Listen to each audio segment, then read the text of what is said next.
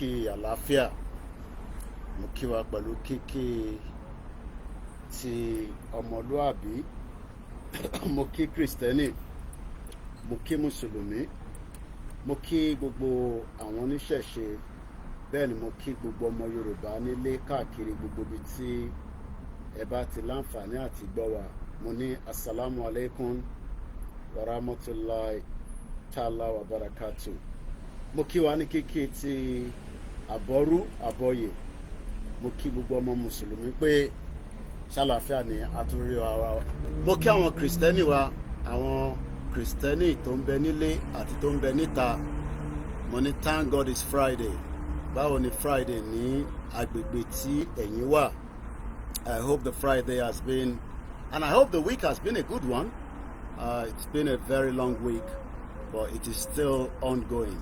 And I welcome us into the program. Please, as you're coming in, the only thing you can do for us is to share the program and invite many others to join us as well. There's a lot to catch up with, but I'm sure we have ample of time to do so.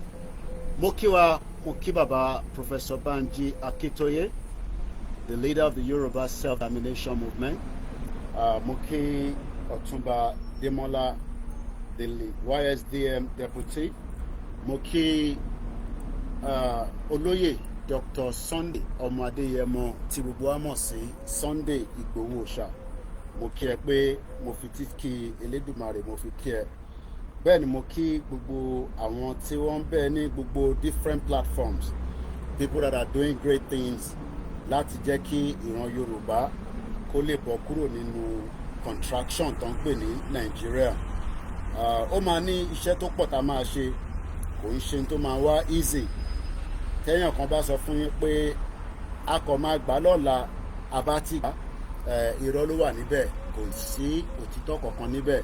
So intel ṣí fún wa náà ni pé kí a máa ṣe awareness láti fi ṣí ọkàn àwọn èèyàn wa kúrò látara ìlú tó ń pè ní Nigeria, because Nigeria has a lot of issues, and those issues are not going away.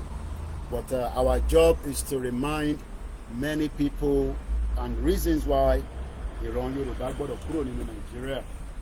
It is a Friday, like I said. It is the 17th of May 2024, and as we kickstart the evening, the weather is very beautiful. As you know, we are coming into the summertime here in the United Kingdom. Mo kí ọgbà ẹ̀ńtẹ̀ ń bẹ nílé tí a ṣe fẹ́ bẹ̀rẹ̀ program yìí. The conversation is focused to those that still believe in Nigeria. Tó bá jẹ́ ọmọ Yorùbá tó ti accept pé self-determination is the only option, then you don't have to be worried too much in terms of how the broadcast might hit those that are Nigerians. So tí bá sọ pé how market fún àwọn tí wọ́n vote Tinubu wọlé ní 2023. Tinubu máa pé 1 year, and nothing seems to have changed, and nothing is going to change apart from hardship. There will be more hardship. Ó kàn jẹ́ pé ó máa kọlu àwa tí a believe in the rights of the Yoruba people, especially those of us that have been asking that we need to exit Nigeria. So it is just what it is. Àwa tá wà labroad now, we will be affected. Many Nigerians all over the world will be affected. So, but until àwọn tí wọ́n ṣì believe in Nigeria accept the truth that Nigeria is not taking us to anywhere, and it is in the interest of everybody to allow Nigeria to collapse. But people are not going to accept it. Bọ́bá ní election wà lọ́la nísìn, àwọn ọmọ Yorùbá kan máa jáde, because they are also thinking that it is their turn. Just like Tinubu said, it's our turn. But eventually, Tinubu was not having that conversation with anybody. It was just for his own selfish interest. So if anybody is telling you that Tinubu has something to offer, Koikimedia, you would have to join the other platform. We're going to close this particular one. So if you want to watch the live program, you have to find me on the other platform where we are currently broadcasting. So thank you so much. As I said, There is a lot and lot that I want to catch up with, but it seems that we would have to do it one at a time because things are moving very fast, and I'm sure we will catch up with whatever we can catch up with on our platform. But I'm sure that other platforms have been doing their best as well, to bring you up to speed with the development of what is happening. As you're into the program, remember that President Bola Tinubu is a weak element. So if you're expecting too much from him, you will likely be disappointed. He's a weak element. Tinubu is a weak element. So you will get so much from Tinubu. You're not going to get anything apart from more poverty, more insecurity, and also more problems. Tinubu will fix the problem here. He cannot fix it, but he's living in denial. So we're going to start with this, and then we go straight into the anthem, because since I've already mentioned that Tinubu is a weak element, I know that there will be let's start with this one first. Let's start with this. Let's start with this man. Remember this man? I have nothing to say. Okay. Let them die. Okay. It's their fault. Okay, it's your fault. Yeah, I'm supporting Tinubu 100%. Okay. I'm supporting Tinubu 100%. Okay. To deal with Nigerians. To deal with Nigerians. Moki grandma woni mutiri eba akmeto yen ko le carry le dada. When people bring money, you work for them. All right. Or you do your conscience. Okay. I have nothing new to say. Nothing new to say. People are hungry. Let them die. Let them die. Let them die. Okay. It's their fault. It's your fault. Yeah, I'm supporting Tinubu 100%. It's supporting Tinubu, not me. 100%. 100%. To To deal with Nigerians. So, he says he's supporting President Tinubu to deal with Nigerians, and if you're hungry, you should die. Well, I wish that we can be giving people money every day. It cannot solve that problem. The only thing that can solve the problem is Komo Yoruba, who accept the truth and let us all come out and pull out of Nigeria simultaneously. But many of you don't want to do that, and that will mean that many of us would have to suffer because of the negligence of some few people. Tinubu is a weak element. We know that. He's not going to give us anything. But the probability that Tinubu, the negotiation work with Tinubu shouldn't continue. But whether Tinubu has something to give or not, is President Bola Tinubu a weak element? What do you think about it? About Afisino comment section. Should President Bola Tinubu is a weak element or not? Let's listen to this guy. Religious Islamic element in the Yoruba ethnic group to use them to destabilize that mighty people who have built empire like Oyo and other places long before anything. But they are looking for some weak elements. The Tinubu is a weak element. People think he's powerful, but he's a weak element in the Yoruba war. These are the weak elements they want to use to be able to push the Islamic agenda. People have been telling you that Islamic agenda is a lie. No, it's true. I can tell you that I was born a Muslim. My people have been Muslim since the 7th century. I'm a Madinga.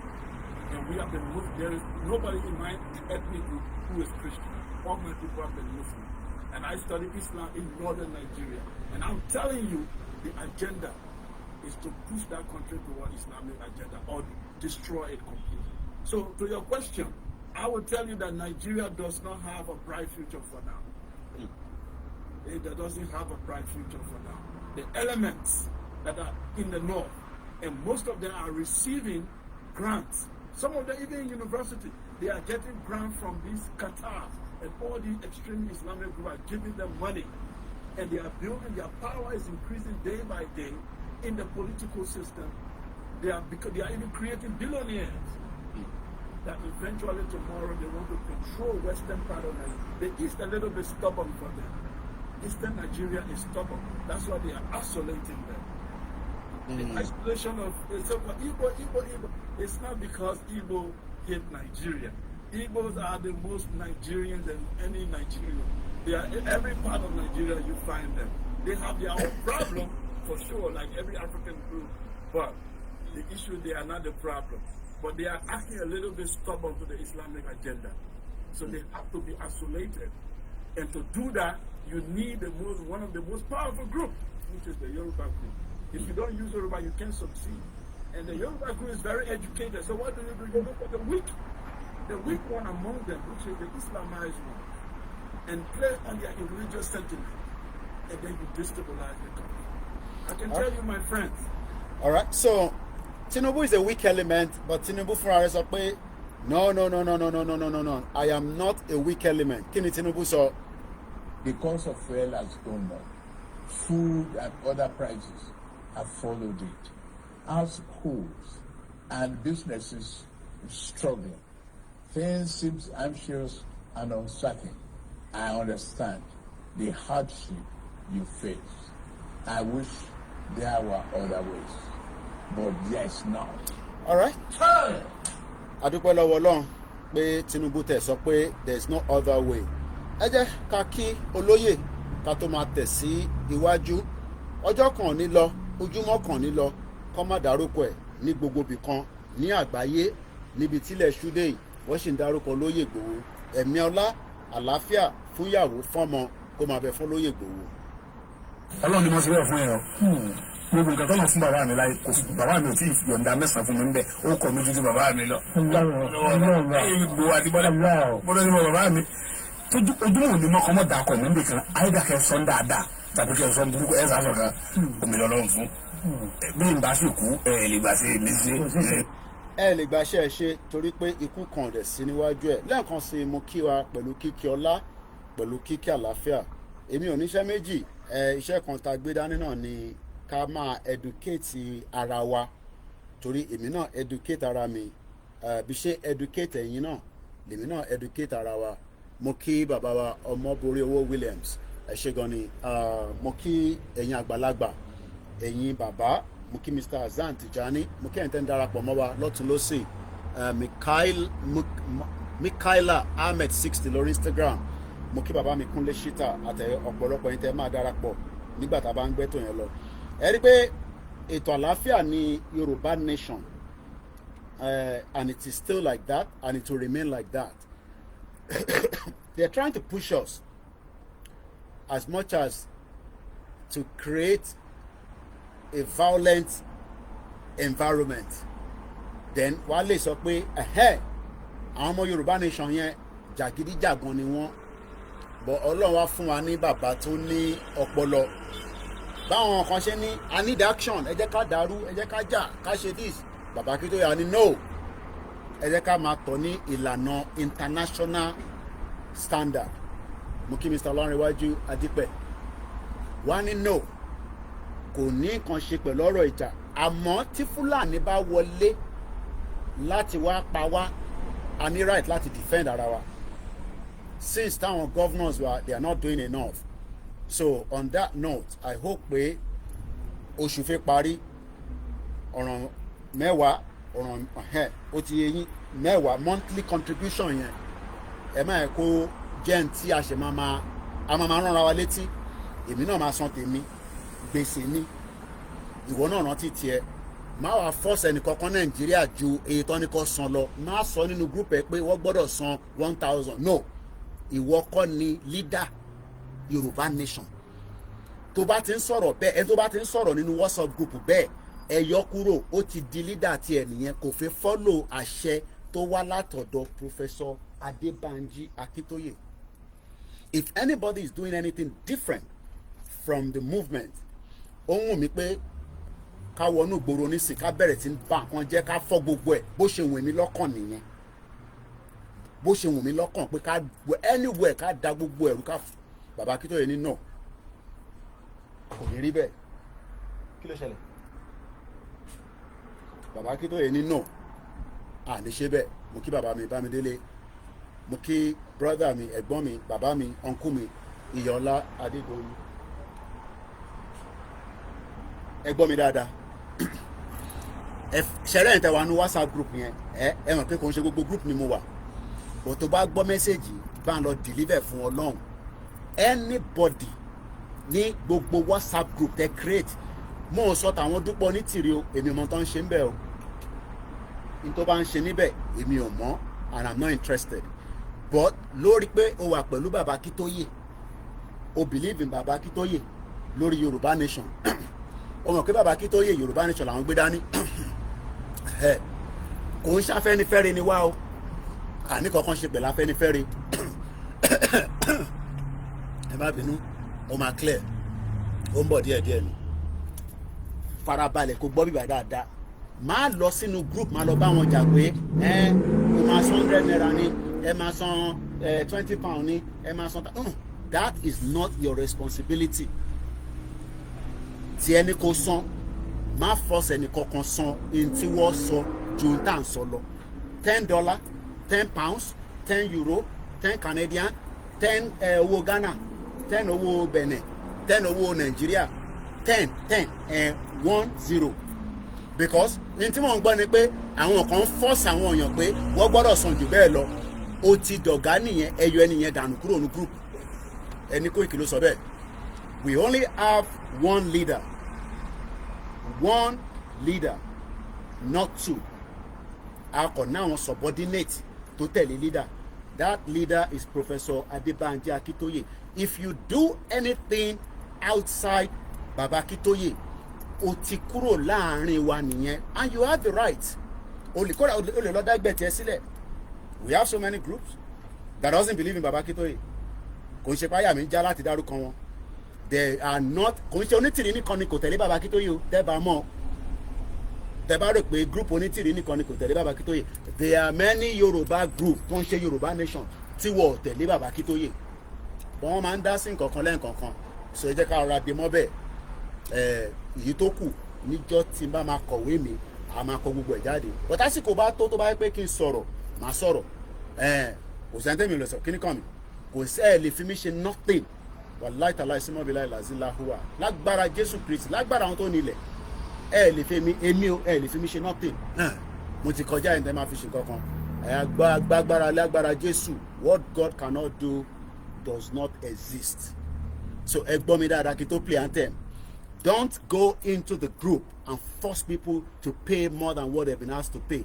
Pay yours, encourage people to pay theirs, 10, and everybody will be having peace. That purpose of the 10 is to create something. Not only something, we're going to create wealth from it. Kò ń ṣowó yàn kankan, owó ọmọ Yorùbá náà ni, but ó níṣẹ́ tó máa ṣe. Má wàá béèrè pé iṣẹ́ wo ló fẹ́ ṣe responsibility tiẹ̀ kọ́ nìyẹn tó bá mọ̀ pé o máa dáwó sínú bẹ̀ wà wá máa béèrè question mo bẹ̀ torí Elédùmarè má dà síbẹ̀ keep owó ẹ àwọn tó nídìí owó yẹn pọ̀ Nàìjíríà máa send ẹ̀ sí wọn one bastard torí ẹ bá ti bẹ̀rẹ̀ sí ń dáwó nísìn lẹ́ máa béèrè ìbéèrè òmùgọ̀ ìbéèrè òfò gbogbo owó tẹ dá sí political party yín iṣẹ́ wo ló ṣe fún yín lẹ́nu many Yoruba people invested in politicians at home. Ní believe o. Àwọn èèyàn sponsor Sowore gan ni. Nígbà AAC wọ́ọ̀dì kò mo money.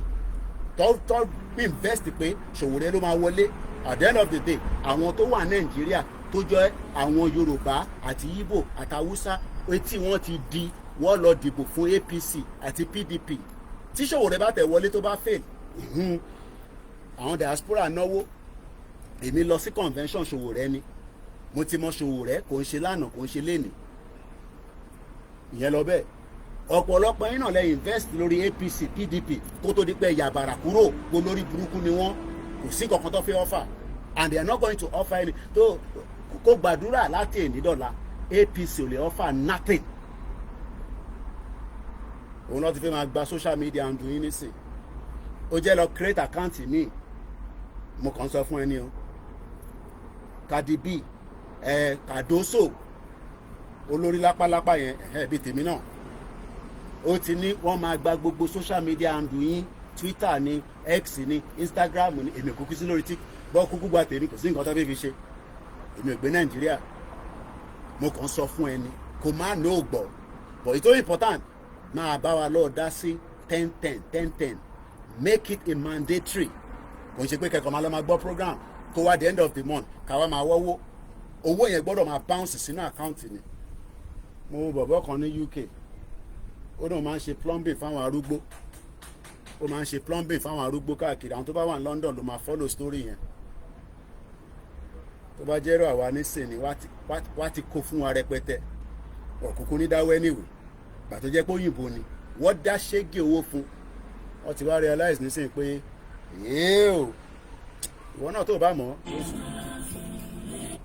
ó jẹ́ tètè máa lọ kọ next week àrólé 10 níyàn máa jẹ 5,000 ló máa jẹ tó bá lè mọ antẹ́mù tèbí mi máa ń sọ fún yín pé kẹ́ mọ̀ tó bá jẹ́ pé Wàsíù ní sí ìrìn àtò òbí sèrè ibi tá a jẹ ṣíkì ní àbẹ ọmọ rápálá bébí Yorùbá anthem láti 3 years ago ó tí ì mọ̀ justice for Mohbad wọ́n ní justice for Mohbad Nàìjíríà á disappoint ẹ níbi tó ti expect bàbá àròlé mo gbọ́ ni o lè má gbọ́ show ẹ̀ next week mo wá mọjọ́ tó fẹ́ ṣe ó ní òun máa fáwọn èèyàn ní 5,000 tó bá ti lè ka Yorùbá anthem simple 5,000 tó bá tún wá lè ka èmi ò tí mọ̀ yẹn náà tó bá tún wá lè ka mo jẹ́jẹ́ another 5,000 ó di 10 tó bá gba 10,000 tó ṣiṣẹ́ fún wàá sì ra pẹ́ǹtì gàrí bíi 5,000 adé ra koté adé rẹ̀ fọ́ kéékèèké ẹ̀ sì fi jẹun bí a fúnjọ́ mẹ́ta wà tún máa wábi tó tún ti ń ṣe give away èmi ò ṣe give away níbí o èmi gan fẹ́ give away mo kàn ní sọ fún ẹni kẹlọ mọ anthem òdìṣẹ́ tó bá jẹ́ orin Naira Marley nísìn ẹgbẹ́ gbogbo yẹn sórí èyí tó jẹ́ important Yorùbá èmi ò mọ Nigerian anthem mọ́ bí ti tẹ́lẹ̀ ó ti kúrò lórí mi one bastard country mo kàn sọ fún ẹ kó lè mọ ni gbóhùn sókè.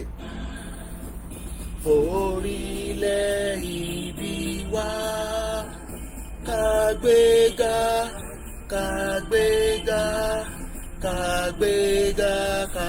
lè rí ìgbàgbọ́ wà ní pé bá ti bẹ̀rù làbọ̀ mọ́ ká ṣiṣẹ́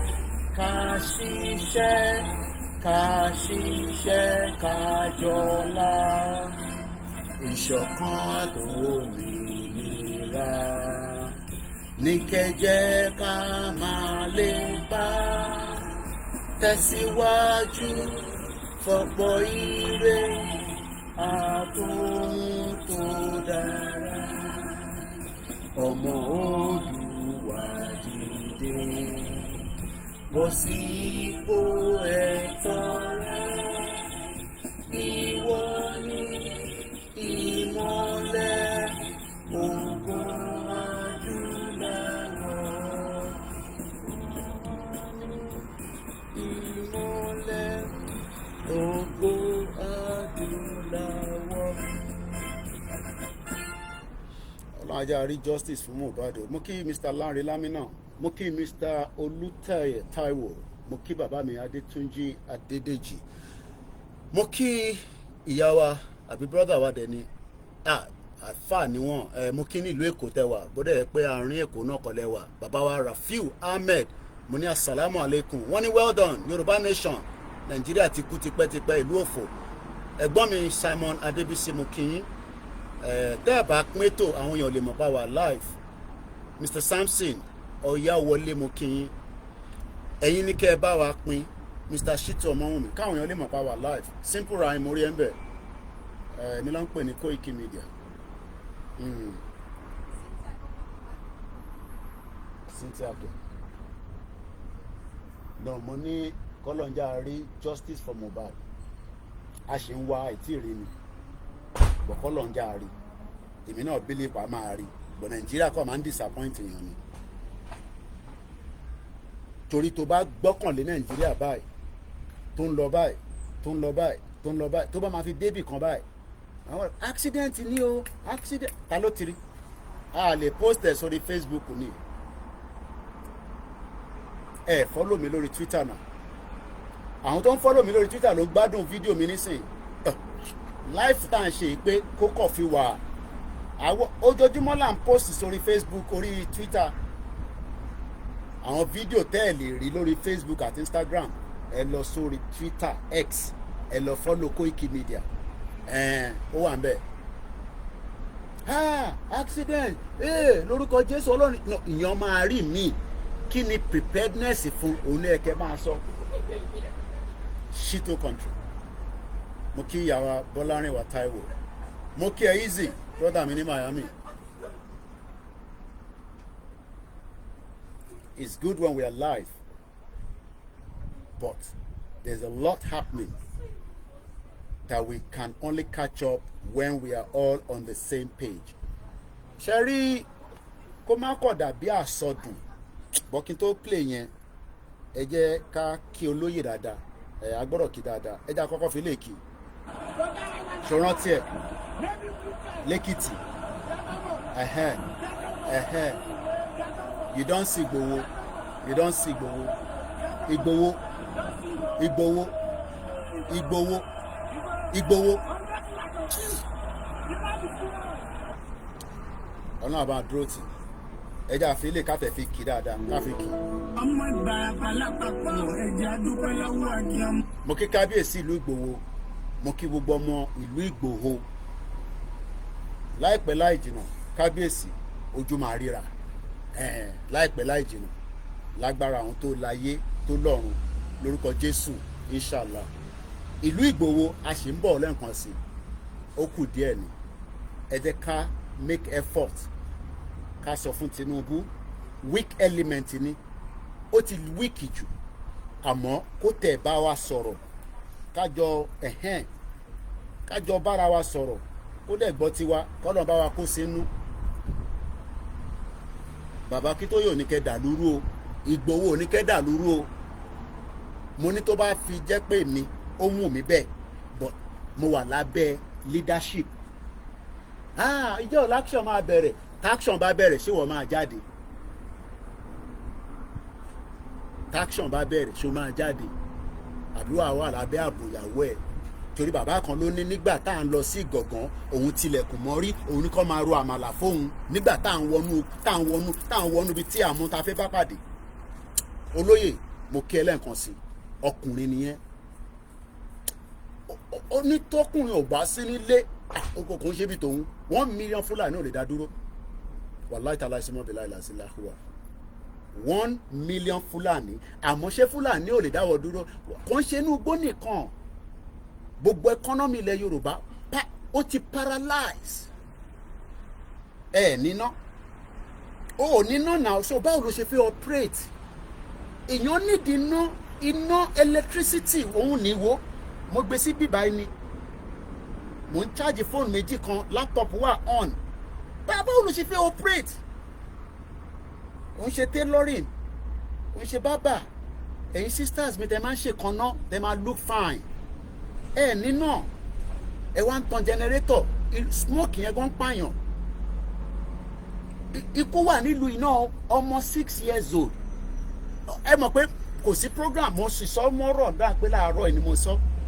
Ọmọ 6 years old, àmọ́ bó ṣe ṣe, Ọlọ́run má jà ṣòfò ọmọ, Ọlọ́run má fọmọ pa wá lẹ́kún. Nílùú yìí, mẹ́wàá ń ṣẹlẹ̀. Anjorin, wàá bá ojú rẹ Ọlọ́run pàdé.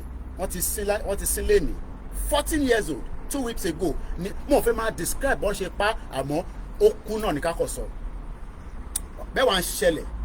Tó bá rò pé ta bá ń sọ pé Nàìjíríà lórí burúkú, mẹ́wàá ń ṣẹlẹ̀. Mo ń gbọ́ LBC lẹ́nìí, ìyá kan pé ń sunkún ni. Ìtí conservative government yìí ṣe fún wa for 14 years, ìyá yẹn ń sunkún ni. Ó ní láàárín ẹ̀ lọ́kọ̀ òun kú sí. Mẹ́wàá ń ṣẹlẹ̀ nílùú yìí, kò ní dá fún ẹ tó bá sọ fún wa pé ká má parẹ́, ká má gba Yorùbá nation. Ó ní sóríire ogun máa wọlé pa ẹni. Born bastard. Torí àwa nílùú òyìnbó, ọmọ táwọn face nílùú òyìnbó. Ṣé wọ́n mọ táwọn ìyá wa ti face nílùú òyìnbó? Ọmọ táwọn bàbá wa ti face nílùú òyìnbó. A ní ká jọ ṣe ká kúrò ní Nàìjíríà, Nàìjíríà ọ̀fọ̀wọ́. Born bastard country. Nàìjíríà tó máa ó ti disappoint daddy ẹ, ó ti disappoint mọ́mì tèmi. Ó ti disappoint mọ́mì mi, kò disappoint mọ́mì mi ni mọ́mì mi sá kúrò Nàìjíríà ní 1990. Born bastard. Ní 1990, ìwọ náà calculate ìgbà yẹn. Ìwọ ṣe wọn sọ ní sí pé Tinubu máa fix Nàìjíríà wo? Ṣé Nàìjíríà tàná ló fẹ́ fix àbí tìjẹta? orí yóò gbà. Ẹ̀yin ọmọ Yorùbá nation kan mò ń bá sọ̀rọ̀ ṣe rí àwọn tó sì believe wọn Nàìjíríà yẹn àwọn ni mò ń bá sọ̀rọ̀ àwọn lórí wọn ti gbálẹ̀. Anjorin Daniel mo ò mú ẹ rí mo ò mọ àwọn family ẹ rí àmọ́ in tó wọlé wá bá yín tó fi mú ẹ lọ ọba Elédùmarè a ṣe justice máa wá sí ìlú yìí justice ti Mohbad ni ó fẹ́ disappoint mi ìyẹn lèmi ò ṣe gbọ́rọ̀ Mohbad sórí there justice for Mohbad no tó bá jẹ́ bíbá yìí àárí justice àní ìyá kan ní orí LBC lọ́sàn-án yìí ó ń sunkún ni ní tí conservative government ṣe fún ọkọ ẹ̀ kú sínú ẹ̀ òyìnbó ni ó intern face nílùú yìí aṣọ la fi cover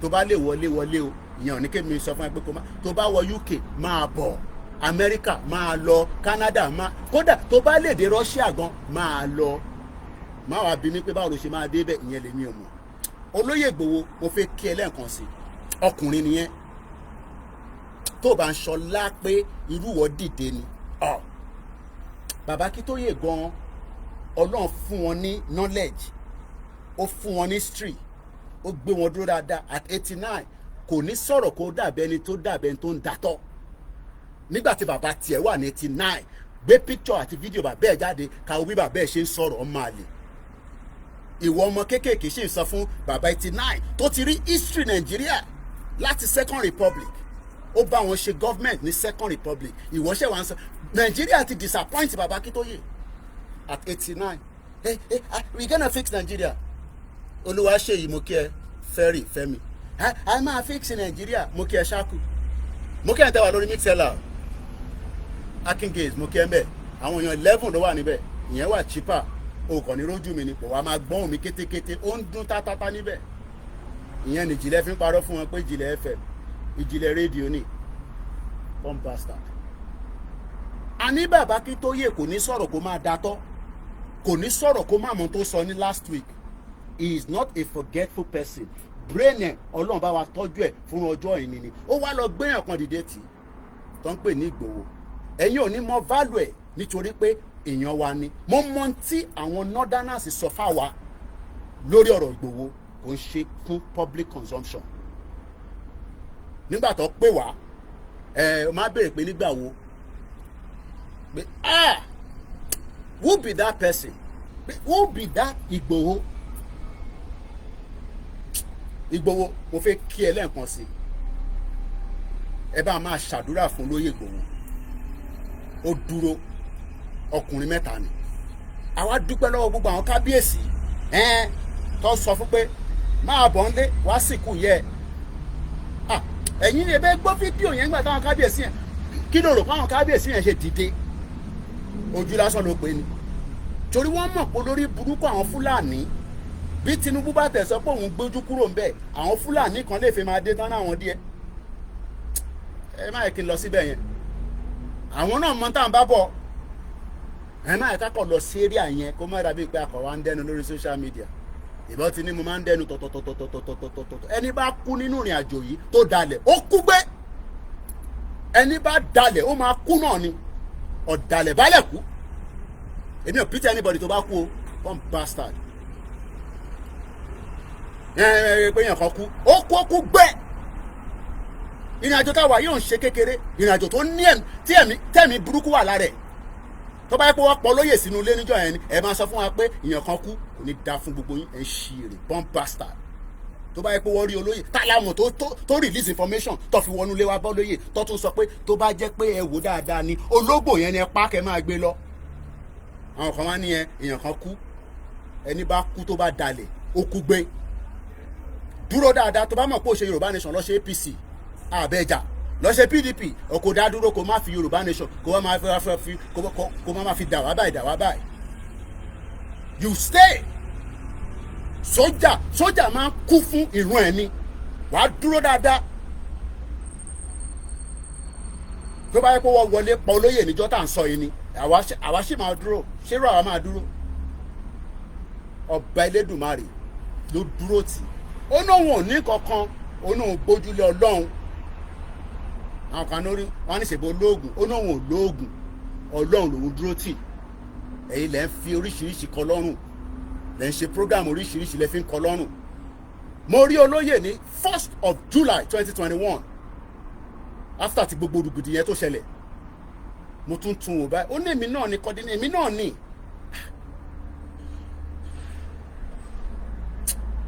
Ẹ jẹ́ ń dé mọ́bẹ̀, jẹ́ ń ṣáàdé mọ́bẹ̀. Olóyè yẹn ni wọ́n wá fi ń sọ pé kíní ẹ ò lè mọyì ẹ, àwọn tó mọyì ẹ not lọ́wọ́ but non-violent la gbé dání, ẹ ṣàrà fi sílẹ̀ kó wà pẹ̀lú àwọn ìyàwó ẹ̀ ní Germany. Mo kí gbogbo àwọn ìyàwó, mo kí àwọn ọmọ, ọlá tí yín là ń jẹ bẹ́ẹ̀ bá sọ pé olóyè ò ṣe mọ́ kò ṣe náà ni kí la máa ṣe sí, but tíyàn bá ti láwọn ìyàwó tó da nílé tó dúró tìyàn, tó dúró tiẹ̀ dáadáa pé baálé mi ẹ máa báṣẹ́ lọ, àwa máa wọlé alúwà, àwa máa lọ chọ́ọ̀chì, àwa máa fàdúrà ràn yín lọ́wọ́. Bẹ́ẹ̀ mú kí àwọn tèmi náà. Olóyè jẹ́ ń kí ẹ dáadáa. Ọmọ Yorùbá lápapọ̀ kílé tó kó ẹ̀mí àbọ̀ ẹ̀bá nǹkan mọ Adéyẹmọ. Fi Sunday Adéyẹmọ Ìgbòho orúkọ ńlá tí ń jámọ̀ láyà bí àrá, orúkọ tó ń dẹ́rù bo lórúkọ gan-an. Ọmọ Yorùbá ẹ má sùn o, torí pé wòrà akọ̀lẹ́ ìfojúkẹ́ gbọdọ̀ láyé títa ríro lẹ̀dá ń kọlà, wúrà tó máa dán alánà gidi. Ọ̀wọ́n ẹ̀rín ní má bẹ̀rẹ̀ wọ̀nà, ẹ̀dá kan lè ṣì má lọ́nà mọ́, ẹjẹ́ àfìmọ̀ṣọ́ kan ká lè débi rẹ̀. Ẹ̀jẹ̀ àjọgbárùkù ti Sunday Ìgbòho ṣá. Ọmọ Ìgbòho mọ̀rẹ́ nílùú Alágbàdo Òde, ọmọ Atapẹ̀tẹ̀ wọnú omi, ọmọ ìdèrè wọnú Ìsànyà, Ìsànyà wẹ́ràn bàbá yín láre ní omi kò sí lọ tó sí ní lẹ́nu. Ọmọ òkúta mẹ́ta Ìgbòho, ìkan ṣe yín ní dábàdàbọ̀, ìkan ní máa rọra, ìkan tó kù nígbà tí ọmọ Ìgbòho kí ló dé kó mọ̀ rẹ́ sí ọmọ òkúta sára, ìgbàgede Ìgbòho sọ̀rọ̀ láìsí bẹ̀rẹ̀, wọ́n ní kó ní bẹ̀rẹ̀ kó máa rún bẹ̀rẹ̀ lọ. Ẹ̀sìn òní bí wọn méjì ìwọ̀n rẹ̀, bẹ́sìn bá bí wọn méjì Ìgbòho, áfíríkà pọ̀pọ̀ sí, àrùmọ̀ ìlú bọ̀ sọ̀yà, àtúmúyà rẹ̀ tí ó rọ̀ ń gbọ́, àfiṣẹ́rù wáyé, wàràǹgòjé, ọmọ onílé ọjà, àwọn àjòjì tó ń ṣe ṣègéṣègé, tọ́láwọn oníbomi kó sí mu, wọ́n láwọn oníbomi sọ̀yà wẹ̀sẹ̀, ìgbà tó ní kó gbérí kọ́, gbogbo wọn náà sáré bomi kó sí mu, wọ́n sì bomi sọ̀yà wẹ̀sẹ̀. Ọmọ abẹ́rẹ́ mẹ́ta ọ̀dọ̀ ayé, ọ̀kan ṣẹ̀, ọ̀kan tó kù ní gbogbo ara rẹ̀ lọ́sọ̀rọ̀. Gbogbo ọmọ Yorùbá Sunday Igboho onírèlè láéláé, torí àbá lásán nìkan yá, orúkọ òṣèlú fún wọn. Ìmọ̀ràn lásán ní ti balùwẹ̀, kò tọ́ sí gbogbo dòdò láyé bí. Ó kù díẹ̀ kí tó domi, láyé náà nílé domi. Sunday Igboho arógun má ti bí tó ń jà fẹ́tọ̀ Yorùbá ní tilé tó kó. In tó dá pọ́blẹ́mù Ìgbòho àtọmọ Yorùbá lẹ́nìyẹn. Koiki ìwọ ló dálẹ̀ Ìgbòho, Koiki ìwọ ló lé Ìgbòho lọ. Ìyín wèrè, mo kí Ọlákúnlé, wàrí ìjìnàdọ̀ ẹ̀gbọ́n mi, mo kí yín, mo kí ìyá mi lẹ́ẹ̀kan sí i. Adégbọ́lá Ọládìméjì, ẹ jẹ́ ń kí gbogbo àwọn èèyàn tó bá kí mi, ẹni tó bá comment náà la máa rí, ẹni tó bá dẹ́ fi comment ẹ máa ní kí ló fẹ́ sọ. Èmi mẹ́wàá ń bẹ tí mo lè máa sọ tó yẹ pé àrí a máa di program tèmi yàtọ̀ action program eléyìí gangan ẹ̀ náà wá action gangan láwa, àmọ́ a gbọ́dọ̀ follow leadership. Mo ní báàgì kan lèmi ní, mo ti tọ́jú ẹ̀ pamọ́, tọ́ba ti sọ pé ó ti yá one way ticket ni, mo kódà return yẹn gan kò ní sure, màá kọ́ra one way kó lè tètè yá, bọ̀ wọ́n ní àìtí débi bẹ̀ yẹn kí la fẹ́ máa dà lúrú nígbà tá a bá lè gba intanfẹ́ yìí ní ọ̀nà tó tọ́ tó yẹ, ká create awareness, ká sọ fáwọn èèyàn wa kí ni reasons. Ó ṣàrí tí mo ṣe láàárọ̀, you saw it now, you saw it, kí ló tún kù tó tún wá. Bí bá lọ́bẹ̀ yẹn láàárọ̀ la again, fáàmù yẹn bó ṣe wà náà ló máa wà, màálù kan ní wọbẹ̀ kó jẹ́. That is all we are saying. Mo kí ẹ Mr. Yobami Ọláwálé, mo wá kí gbogbo platforms, mo kí gbogbo yín. Mark Stephen, good evening. Mo kí àwọn Biafra, mo kí àwọn Arẹwà, mo kí àwọn ìjọ, mo kí gbogbo ẹni tó bá believe in the freedom to free from Nigeria. If you are still one Nigeria, I wish you the best of luck. In Nigeria bá ṣe fún ẹ, accept it like that. It's not my business, because Nigeria will disappoint you. Baba mi Kunle Shita ni CSI is our hero. Akitoye is our father. Rokusu Ṣẹ́gun mo kí ẹ, Ṣẹ́gun ọ̀nà mo kí ẹ, Kúnlé Bakers mo kí gbogbo ẹ̀yin yá dáadáa. Ní kankan tá a fẹ́ sọ ju pé ká kọ̀ máa encourage ara wa, torí pé bá ṣe encourage ara wa yìí, it will give us the hope. Nothing is going to come easy. Èmi ò ń ṣe àwọn motivational àbí àwọn Fẹlá dúró tó lè Fẹlá dúró tó Fẹlá ẹ̀ ṣáà ti mọ̀. Ó ti wá sí studio mi rí, mo ti interview ẹ̀wọ̀n kó náà fẹ́ ṣe president. Nàìjíríà oríṣiríṣi ló wà náà ẹ̀. Ṣáà jáde kó package. Wọ́n rántí èèyàn kan níjọ́ kan ní 2015. Ó ní Mr. Koiki tẹ́ bá ti ń bọ̀ nílé. Gbogbo àwọn pictures àwọn tẹ́ bá ya picture ní UK yẹn, ẹ̀yẹn ṣáà máa kó bọ̀. Mo ní kí la máa fi ṣe. Ó ní àkọ́ fi ṣe package náà ni, àkọ́ gba ọ́fíìsì kan, alẹ́ gbogbo picture yẹn mọ́ bẹ́ẹ̀, adẹ́ package ẹ̀ dáadáa lọ́nà VI. Mo ní kí la máa ṣe ń bẹ̀. Ó ní ẹ̀yin ò mọ̀ gbogbo àwọn tẹ́ mọ̀ yẹn network ni. Mo ní bẹ́ẹ̀ ni. Mo ní yẹn ti fẹ́ di scam, ó ní kò ń ṣe scam. Eventually ó máa di scam náà ni. Ẹ wò gbà yẹn, àṣẹ ọba Elédùmarè tẹ́ ń tọ́jú wa fún bàbá ẹ̀. Ayé pé bàtà wà Nàìjíríà náà ni. Tó bá yẹ pé bèbí náà ṣe ń wọ owó kí máa wà lọ́nà gbígbóná kí yàn ti wá Nàìjíríà 2015. Ó dẹ̀ pé ilẹ̀ kan ní lọ́ra kí yàn fi fraud wọn níbẹ̀ yẹn, torí pé mo lè sá padà wá London. Gbogbo ẹ̀ ṣe ń jáde báyìí nísìn, wọ́n á kọ̀ máa gbé gbogbo ẹ̀ jáde fáwọn bloggers ni pé Koiki wò bọ̀bọ̀ tó ń sọ̀rọ̀ yẹn, mo ní gbogbo dátẹ̀ lọ́wọ́. Ẹ mọ̀ táwọn kan bá sọ pé mo ní gbogbo dátẹ̀ lọ́wọ́, wọn ò ní ṣe ń gbá wọn ni, but because ẹnu Yorùbá ló dùn jù, ọmọ tó ń sọ̀rọ̀ yẹn ẹ fún mi títí dọ̀la, ẹ̀yin ẹ ṣáà fún mi títí dọ̀la, kò ní kankan tó fẹ́ mú wa, but it is what it is. Let's come back to the program because kò ní pẹ́ dark, so let's catch up a little bit. And as you all know, I've been very busy. Mo ti sọ fún yín tẹ́lẹ̀ pé máa busy, bóyá dáṣẹ́ Yorùbá Nation dúró. Ojoojúmọ́ làwa wà lórí Yorùbá Nation, whether we are live, whether we are not live. Ojoojúmọ́ làwa ń ṣe Yorùbá Nation. Mo pe brother kan, sometimes I call people around, Mr. Koiki pè mí, mo wá jẹ́gẹ́ bí God ni àbí mo jẹ́gẹ́ bí Jésù àbí ànábì. I'm just a normal person like you. And I love when I do that at random, especially ẹni tó bá ń send message sí mi, tàjọ tó kọ̀ send message, máa kọ̀ gbé fóònù ẹ̀ máa pè. Máa báyàn kan sọ̀rọ̀ ní láàrin ọ̀sẹ̀ yìí náà ni. We spoke for about 30 minutes. And we encourage each other. So my job for the Yoruba Nation is just to encourage us.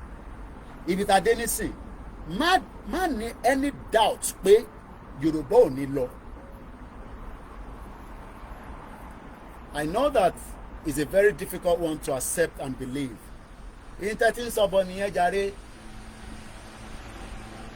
Because it is a non-violent movement.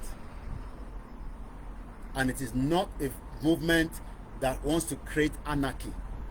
And it is not a movement that wants to attack whether the Igbos, the Hausas, the Ijaw, or àwọn tiwa-tiwa.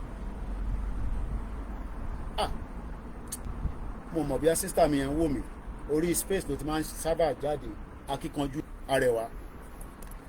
Nígbà tó náà máa dáwọ́ kò tẹ̀ sí lórí program níjọ́ ẹ̀ mo mọ̀ bí ó wá, because people watch my video back. I post all my videos on Twitter, which is X. Ó send message sí mi.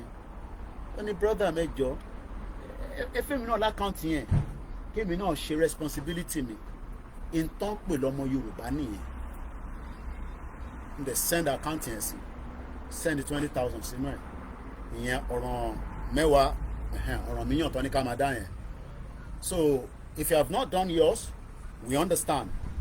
Muki Grandma Felicia, it's because things are very hard. But things cannot be hard. Komale send 10 naira, later counted. Tó o bá ti ṣe, I am not here to condemn or blame you. Bí o kò gbàgbé, in tó bá mú ẹ títí di ìsìn, tó wá gbọ́ pé àbò gbọ́ tẹ́lẹ̀, àbò kò gbọ́ tó ń sọ nínú ibì kan, àbí kò yẹ. Mr. Koiki ṣàlàyé fún wa, it is 10 naira fẹ́yìn tẹ wà ń lé. Ìwọ kọ́dà ń bá sọ̀rọ̀, kí ni kún ẹ̀? Kí ni kún ẹ̀ tó ń sọ pé kọ́ lọ máa dá 100 naira 1,000? Kí ni kún ẹ̀ tí wọ́n bá ní 1,000 ẹlòmíì ò ní? So let us respect the leader. Bàbá Akíntóyè ti sọ̀rọ̀ ó ní 10 mo kí bàbá mi Gbọ́láhàn Fatai Ọláwálé Ọ̀nàlà ọ̀nà àmà là ní Ọ̀nàlà gbèrègèdè àwọn Amẹ́ríkà ìlànà ló máa ń lo ọ̀rọ̀ yẹn bàbá mi kan wà níbẹ̀ Ọ̀nàlà gbèrègèdè. We will get to where we are going regardless of whatever is happening in that contraction. ẹ mọ̀ pàtí ṣe software program for a very long time ẹ mọ̀ archive gbogbo ẹ̀ ni mo ń try láti archive ẹ̀ so that a bá máa ṣe software ó láwọn kankan tí mo fẹ́ gbẹ́nu lé tí mo fẹ́ show yín. How are you? Oh. Eh? Who got that? Who's that for? Àbọ̀rọ̀ mọ̀ yẹn nísìn triple DRS àwọn làyúbà àwọn náà máa ń Koiki má sọ pé ó kéré tábà tẹ̀rẹ̀ yàn 100 ìyá mi Kẹ́mi Bello àwọn ìyá dáadáa àwọn náà wọ̀n tí ì san kò ń ṣe pé wọ́n ò fẹ́ san bóyá fún ìdí kan nǹkan ṣẹlẹ̀ táwọn èèyàn gbé sọ́kàn mo ní problem tá a gbé sọ́kàn problem Nàìjíríà ló pọ̀ jù àtẹ̀ntó wà nílé àtẹ̀ntó wà ń ta mo wá bẹ̀ wá kò ń ṣe by force but it has to be voluntary it has to be èmi àti ìyàwó mi à ń wá àwọn tó máa ń spell kíní lánàá wọ́n ní kó wá fi double L null ìyẹn bí void àwọn èèyàn mọ̀wé nílùú yìí o èmi náà ṣáà jókòó fẹ́ èmi náà ń dọ́gbọ́n bí ẹni tó mọ gbogbo tó ń sọ èmi àti ìyàwó mi ó yá ìwọ náà fún mi ní mẹ́rin fún mi ní word mẹ́rin èmi ti fún ọ ní mẹ́rin irọ́ ni o mo kí àwọn ìyá wa so ẹ jọ ẹni tó bá ti sàn tiẹ̀ bí a kò yé yín mo kí bàbá mi Akíntúndé ẹni tó bá comment ni máa rí comment yín ni máa lè kí yín dáadáa Mr. Ganiu Suraju mo kí yín Yekini Mustapha ó ti pè mí títí a ní ẹ̀gbọ́n ìwàhálà yín kọ́ mo ti pè yín ẹ̀gbẹ́ call ṣéèkì dẹ́ fi bá mi sọ̀rọ̀ àwọn èèyàn wà lórí awọ tó ń Yorùbá máa bọ́ nínú wàhálà yìí àwọn kan jókòó sínú awọ tó ń bẹ Ọlọ́run pé sẹ́ gbogbo tó máa dàárín wọn rú lọ́hùn táwa máa fi lọ òníkọ́ lọ́n ṣe fún wa ó dẹ̀ máa rí bẹ́ẹ̀ ìwọ máa sọ pé kíní kan ẹ pẹ̀lú Christian àwọn òyìnbó ló mú wá problem tiẹ̀ kọ́ nìyẹn problem tiẹ̀ ni pé máa create awareness fáwọn èèyàn reasons tá a ṣe fẹ́ lọ ní kákọ̀gbẹ́nulé àwọn kan wà tó ń fàjà ìsìn normal nìyẹn ilé ayé tá a wà nísìn Gen Z generation àbí kílẹ̀ máa ń pè lórí Twitter Gen Z tẹ̀wọ̀n pa àwọn beggars náà mo láwọn beggars ti wà lórí TikTok beggars gidi ni o tó ń tọrọ through TikTok. Hey, how you doing, man? Oh, lovely weather. Neighbor mi nìyẹn alájà méjì ni ibi tó náwó tiẹ̀ sí nìyẹn. Mo kí ẹ̀gbọ́n mi mo kí gbogbo ẹ̀ tẹ́ ń tọ́jú wa bẹ́ẹ̀ ṣe wá ń ṣe ti lànà yẹn ẹ lè lọ sórí website www.ysdm.org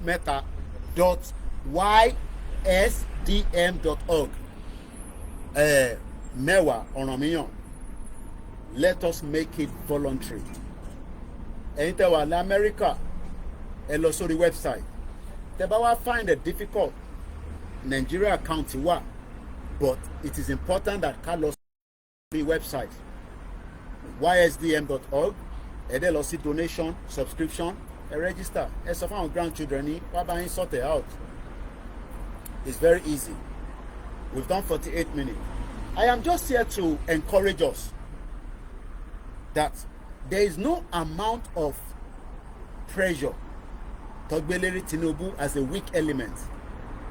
We hope that out of that weak element bí àkọ́kọ́ láàrin méjì àjáde tó bá wá jáde we've given him up to 15th of next month to respond back at least acknowledge our letter.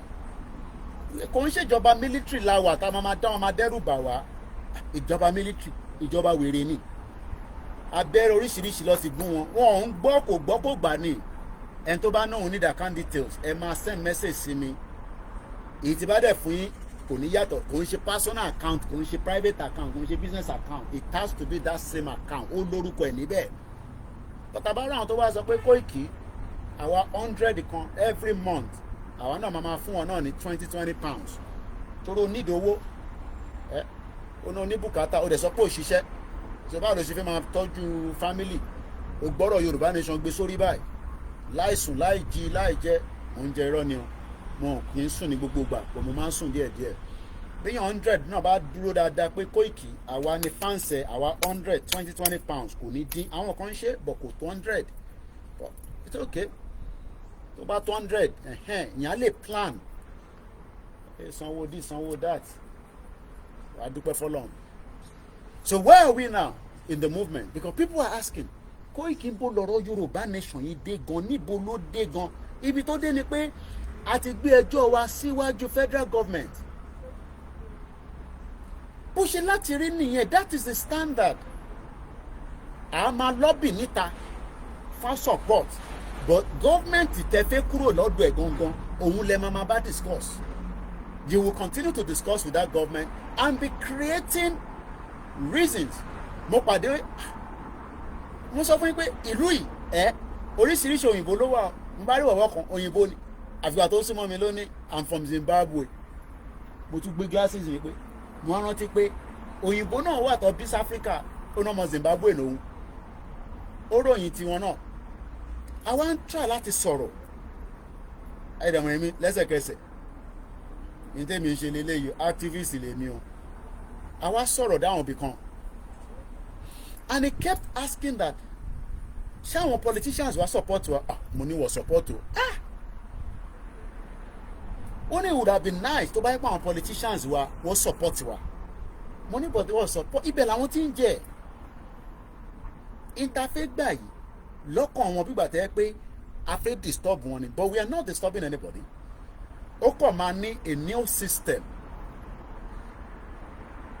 that the government will work with mo kí Mr. Olani Peter Kenzie Abiola Fakponda mo kí Mr. Ganil Suraju Alabi mo kí ẹ káàbọ̀ sórí ètò ẹ bá pín ètò yẹn Mr. Kẹ́hìndé Adéyẹmí Haruna Maliki Haruna mo kí sà mo kí gbogbo ẹni tẹ́ ń darapọ̀ mọ́ wa àtẹ̀yìn tá wà lórí Àfọ̀njá TV backup wọ́n ti close the Facebook o àlùkà kan ẹ bá wa make sure pé follow àwọn platforms tí a bá ní kẹ́ bá wa follow because CNN ò ráyè tiwa ṣe máa ń dábìí tó fẹ́ ṣe nísì ta ló mọ̀ mo fẹ́ mọ̀ bí àwọn èèyàn tẹ̀ ń follow tó ń lọ ní international èèyàn kan ní I have yet to pay mine but I will start paying mine next month kò tí pẹ́ jù ọbẹ̀ Elédùmarè abóyin láṣìírí tẹ máa fi ṣe kò ń ṣe pé ẹni tó bá ṣe pé wọ́n máa wá náà yín lẹ́gbàá but it's just that let us make it mandatory. How many people knows the most important interview tó fẹ́ ṣẹlẹ̀ ní ọdún yìí wọ́n ṣe announce ẹ̀ ni o mo fẹ́ mọ̀ bí àwọn èèyàn tẹ̀ ń follow bí ẹbẹ̀ náà lẹ́tẹ̀ tí máa gbọ́ pé international platform ní bíbá èmi ò ń ṣe local media international. How many people knows the most important interview tó fẹ́ ṣe ní ọdún yìí the most important that they are looking forward to mo fẹ́ wò bí àwọn èèyàn mọ̀ tẹ́ ẹ bá mọ̀ máa sọ fún yín mo kí ẹlẹ́ǹkan sí Kenz Abiola Fakponda ẹ̀yin tẹ́ ń náwó nílé mo kí bàbá mi Fatunbi Ṣọlá mo kí yín sà mo like glasses yín ẹ bá ń kí gbogbo àwọn family yín kò ní bàjẹ́ fún yín kò ní bàjẹ́ fún mi náà Biden and Trump thank you so much Mike Steven if you think that CNN will have time for us we are wasting our time. The only thing that they have time for now is Harry and Meghan. Mo ti bá yín tọ́jú àwọn videos yẹn a máa lò lórí software. I will leave that till then. The most powerful and important interview, or no, it's not even an interview, it's the debate. It's Trump and Joe Biden. Oh my God. CNN máa ti lọ ra brand new camera tí kò gbọdọ̀ ní problem tó bá fẹ́ projected. So when we talk about our movement, when we talk about tẹ́ bá send details sí mi màá send ẹ̀ sí mo kí Olakunle. If you think that anybody will talk about Yoruba nation, from that side. Mo kí bàbá mi Ọládélé Tèmítáyọ̀ kò ní bàjẹ́ fún yín, St. Lucas mo kí ẹ. This is the reason why you are also one of the media, because there's no point if you're watching you don't share. So who is going to help us to get the message to the next person? Not everybody can watch it live, but at least majority of you, Mukile and Konsi, Mr. Temitayo, you know, salute you. Ṣé ń gbọ́wọ́ yẹn wálẹ̀, bí tàwọn ọlọ́pàá, àwọn military wọ́n ya wèrè gan. Dẹ̀ sí ní ìjọba alágbádá, ìjọba military. So ìjọba alágbádá la wà. A máa negotiate, a máa appeal sí wọn, a máa bẹ̀ wọ́n tó bá possible. And we hope that they will listen. I'm talking about the Southwest politicians. Wọ́n ní listen, but we hope that they listen. So if anybody thinks that what we are doing, we just go straight to CNN, the only time it can happen like that, that means the movement is no longer peaceful. And you all know what that means. Kò ní ká máa àní láti ṣe máa fẹ́ lójú. Ìjọ tí movement yẹn tó bá ti sí ní ọ̀nà peace mọ́, then CNN, Fox News, NBC, trust me, they will pick your news within no space of time. Oh my God, lẹ́sẹ̀kẹsẹ̀. But because we are not in that line, we are still in the line of peace, negotiation, creating awareness there and there. Look, President Tinubu cannot stop the creation of awareness within the Yoruba land. It is our right to go and talk to our people, to convince them from not joining APC. It is also the right of the APC to convince them and say, we remain in Nigeria. Onomejini. It is the right for the PDP to say, no, we don't want self-determination. But it's also our right to go and inform our people. But the problem we are having is that, ni money, kudi, owo, MKO. Ni owo lowo. Mo kí triple DRS bẹ́ẹ̀ni tó bá ti débi tó ń pè ní M1 bass boss ìyẹn ni gbogbo news àgbáyé máa kọ́kọ́ gbé. But right now we are hoping that they can at least call Baba Akintoye on CNN kó wá sọ̀rọ̀, call Baba Akintoye on NBC kó wá sọ̀rọ̀. Do you think it's cheap? Mo love yín bẹ́ẹ̀ ṣe love àwa náà. Ẹ fún wa lówó, ẹ donate. Àwọn yẹn ń bẹ̀yàn, ẹ̀yin lẹ máa lọ bẹ̀ wọ́n pé a ní bọ́jẹ̀tì $50,000.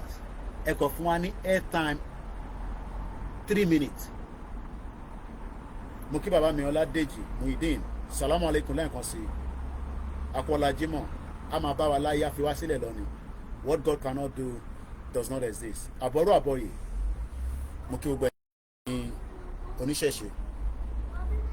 Mo kí bàbá mi Adébáyọ̀ Sùrájù. Ìfọ̀lúwa Olúmídé mo kí sà. Media is a very, very expensive industry.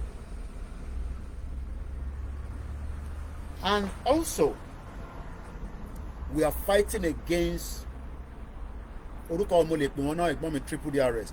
We are fighting against people, organizations, countries that do not buy into what we are saying. So àwọn ọ̀tẹ̀ tí ní enough owó, mo kí ẹ kúrọ̀lẹ́ mọ́mí wa Dúpẹ́ Agboola, mo kí gbogbo ẹ̀yin màmá wa. Ẹni tó bá comment ni máa rí pick up comment yìí. Tẹ́ ẹ bá comment, I cannot say anything. Mo tẹ̀ rí nǹkan mọ́ lórí ilé Koikimedia, lórí ilé tẹ̀sí drop. Mo tẹ̀ rí nǹkan lórí backup. So bí àwọn èèyàn comment or comment, I don't even know. But it's okay, I don't get distracted too much with that. But tabari wọn fine. So okay, comments yẹn flow níbí báyìí. But kò flow lórí eléyìí. Ìwọ la fi ṣe okay. All right. I don't know why this one is stuck somewhere. So what I'm just trying to say is that if you and me, we're expecting help from the international media, we are going to be here forever. Moki Baba Yami Princess Awoniyi Eshigoni. One, God bless Baba wa Akintoye, God bless Igboho Oòṣà. where we are with the movement is we need money. And that's a fact. And we need a lot of money.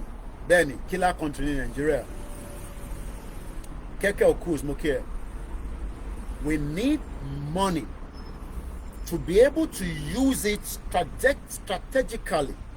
Òyìnbó máa ń kọ́yàn lẹ́nu. Mo ń wo Dr. Kemi Olúlọ́yọ̀. Wọ́n wá ń béèrè, òun náà wá fẹ́ sọ òyìnbó kan. Ó ní English máa ń fẹ́ fún yàn ní problem nígbà míì. No matter how good you are, lẹ́ẹ̀kan kọ́ lè fi kọ́ ẹ lẹ́nu. Torí kò ń ṣèdè wa, a kàn ń gbìyànjú ni. Olakunle, the only time CNN will fly to Benin Republic to meet Baba Kito is when we enter a full-blown M1. They will look for him. They will send people there. They will make sure that they get hold of Igboho to come and have conversation on the CNN. But for now, Sinijoba military. So we are still pushing towards a real dialogue with the federal government and President Bola Tinubu. It does not matter whether he agrees it or not, but it is the normal process under international law.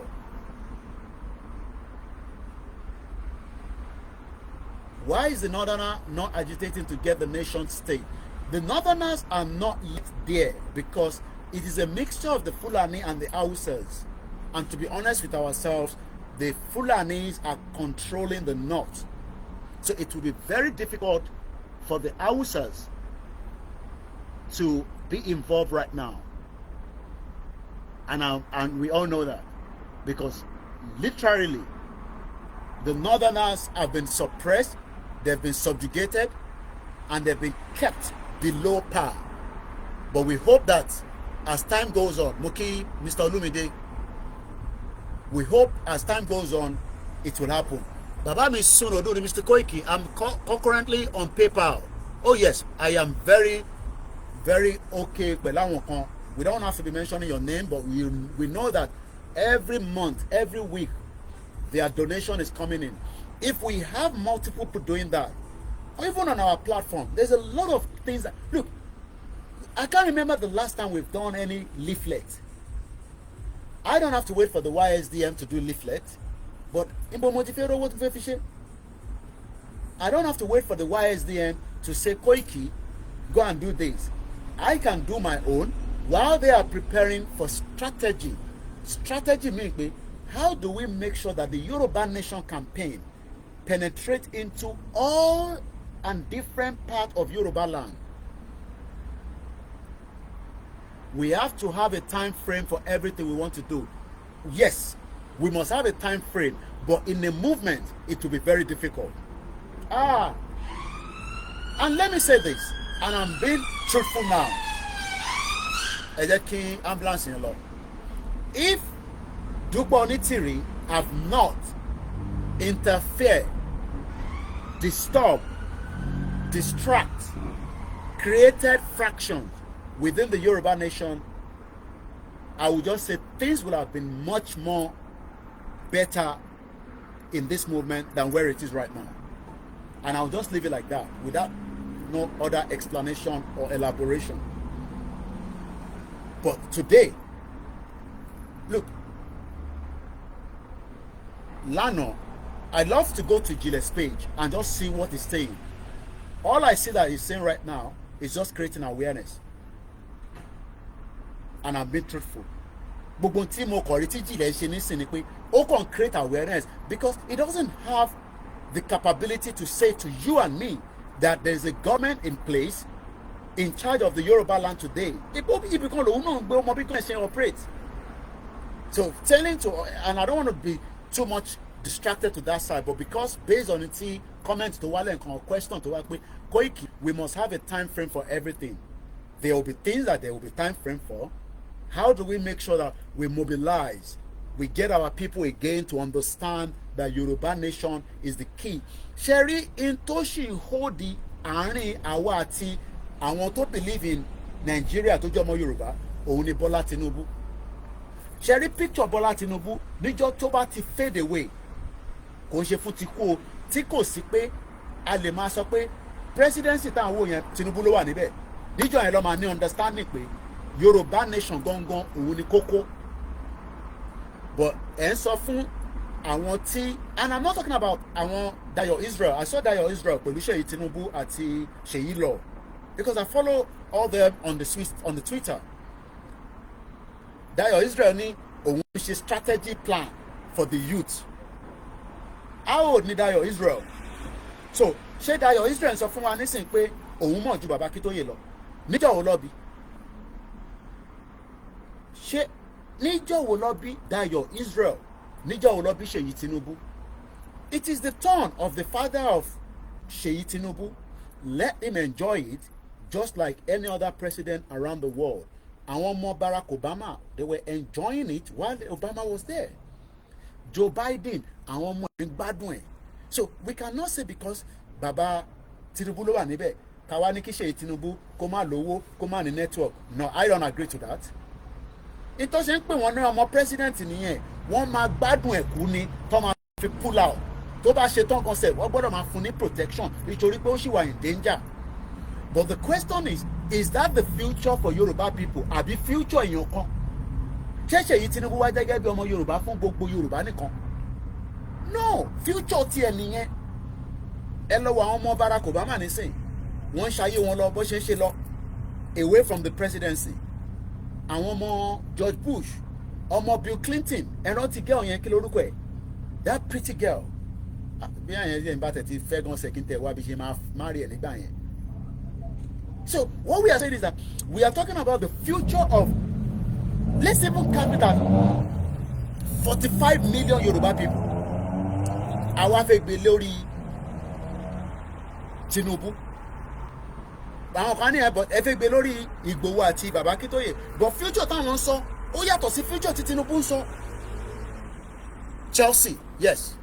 Mọ̀mọ́sí mi nífẹ̀ẹ́ Bill Clinton bàjẹ́. Tọ́ba lẹ́ni tó nífẹ̀ẹ́ Bill Clinton jù, mọ̀mọ́sí mi náà wà lára wọn. Kò sí nǹkan tó lè ṣe ọ láìkẹ̀ àti Diana. So ẹ má jẹ́ kí a wà too upset pẹ̀lú Ṣèyí Tinubu pé ṣé mọ̀ pé mo ṣì gbàgbé ilé tí mo ní ó rà tí mo lọ síbẹ̀ tó fẹ́ bú mi pa tó ní mi ò fẹ́ nǹkan tó dáa. Kí ló dé tí mo ṣe fẹ́ nǹkan tó dáa? Ọmọ president ni, he should enjoy it. But lẹ́ni Ṣèyí Tinubu, Dayo Israel àti Ṣèyí Law, Dayo Israel ló posti picture yẹn síta, ó wá kọ right up. Let me find it for you. Kó má dàbí pé àsọdù. And I want you to ask questions. Dayo Israel. Ta ló mọ̀ Dayo Israel? Because I don't even know whether people know him anyway. Mo kàn sọ pé Dayo Israel. Èèyàn mélòó ló mọ̀ Dayo Israel? Òun dà again náà. Ó dẹ̀ ti gbé jáde lẹ́ǹkan. Okay, òlélẹ̀. Èèyàn mélòó ló mọ̀ Dayo Israel? Ẹ ṣe gan ìyá mi beauty àmọ̀ pé ẹ kúrò lè mọ́ mi. Mo kí Mr. Látúnjí. Ẹ̀yin kan kí n kíyàn. Bó ta bá rí yín, a gbọ́dọ̀ dárúkọ yín. But ó important ká kíra wa. Bá tẹ agree, Koiki mo like ẹ. Ojoojúmọ́ ló ń sọ lórí social media. So yan ṣe problem tèmi. Mo fẹ́ kí ọkàn like mi. Mo ní dọ́là máa di 2,000. Èmi lẹ́ ń blame. Ṣé mi lẹ́ẹ̀kẹ́ máa blame? Ìyá ẹ̀ ti lọ rán jaja. Are we up again? Never ending. How much are they eating now in the summer? Do they eat more in the summer or less? Or it's still the same? Lesser days. Just like human being. Ẹ rí pé látijọ́ ti máa ń ṣe program níta bó ṣe máa ń lọ ó ti lọ rán jaja. Ibi tó ń náwó sí nìyẹn. Ta ló mọ̀ Dayo Israel? Dayo Israel is the APC National Youth Leader. Is named as number 1 of 100 most influential people of Africa descent. One of 50 brightest British young leaders by the Henley Business School. It's good. I will not deny it. He's a very talented, he's very good. Irú àwọn eléyìí nísìnyí tó bá jẹ́ pé wọ́n support Yorùbá nation. But Dayo Israel náà ṣì ní ambition láti fẹ́ di governor. Ó ṣì ní ambition láti fẹ́ di senator nínú Nàìjíríà because it's a system that has been designed. That is why they will sacrifice anything, and they will sacrifice. They will literally sacrifice anything to remain in that position. It cannot still be part of Yoruba nation, but He's not talking about Yoruba nation now because he has no business with Yoruba nation.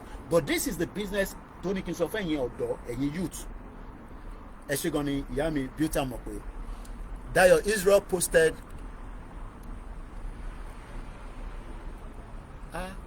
níbo ni mo ti wá rí post ẹ̀ yẹn àbá account méjì ló ń lò ní èyí tó post lẹ́ni ni mo fẹ́ wọn àti Ṣèyí Tinubu ó dẹ̀ táàgì Ṣèyí lọ ó kẹjẹ́ ń lọ wo Ṣèyí lọ because ó táàgì Ṣèyí lọ àpò Ṣèyí lọ yẹn lélẹ̀ on plan fún future wa Dayo Israel máa sọ pé òun plan fún because youth lèmi náà ti dàgbà púpọ̀ Ṣèyí lọ lélẹ̀ àbí kí ló tí kò gbé page jáde oh my god alright let's Ṣèyí lọ lélẹ̀ yìí àwa máa account tó ń lò alright let's go back this way ẹ jẹ́ tún ṣe search ẹ lẹ́ẹ̀kan sí Dayo màá kọ́ search fún as a search ó máa gbé kọ̀ọ̀kan jáde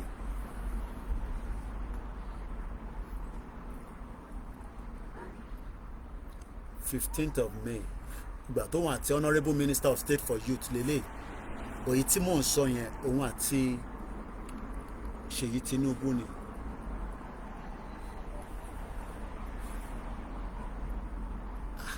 àbó ti delete ẹ ni anyway tá a bá rí nísìn hopefully I'll find it properly and then I'll bring it back.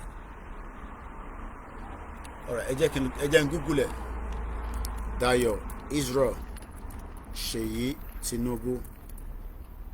Let's see if it comes up with something.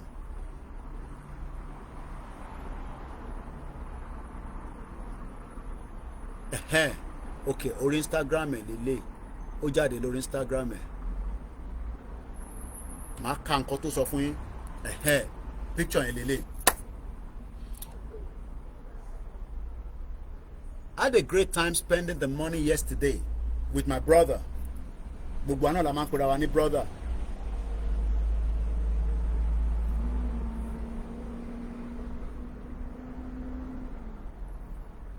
I had a great time spending the morning in Yelano yesterday with my brother, the son of our president, Mr. Ṣèyí Tinubu. It was a catch-up, long overdue, as I also share with him our 4 years ọdún mẹ́rin strategic plan for the youth wing. We were later joined by the veteran Hollywood actors and comedian always joy to spend time. Ìyẹn man Igbo yẹn mo mọ̀rúkọ tiẹ̀ but mo mọ̀ pé Ṣèyí lọ nìyẹn. There's nothing wrong if ibi tí a bá lọ́rẹ̀ sí náà tọ́rẹ̀ tèmi náà bá di lọ́jọ́ iwájú èyí náà máa sọ pé Koiki ìbájọ́ ń pariwo Yorùbá nation ohun àti wá yọkun ọmọ ọjà rí ẹ̀ náà o wá ń change phone ẹ̀ mọ́ wa lọ́wọ́ o ń change SIM card. I'm sure you all know. I mean the friends that you know kò tó dín nǹkan oh yes àwọn kan nísìn wọn ní tó máa fi ń pè wọn ní kàbá nìyẹn àwọn ò ní gba invitation kan tó lọ bá Tinubu nínú ilé irú àwọn bàbá Àkàndé Bísí Àkàndá náà fẹ́ rí Tinubu ẹ̀wá náà ń gbó protocol abẹ́yà wèrè sílẹ̀kùn mo fẹ́ rí ti it's normal. There are some people like that wọ́n ti mọ́ra then ẹ ṣáà máa rí Délé Mọ̀mọ́dù náà ti mọ ilé gbogbo yẹn lòun mọ̀ tiẹ̀ but let's ask the question.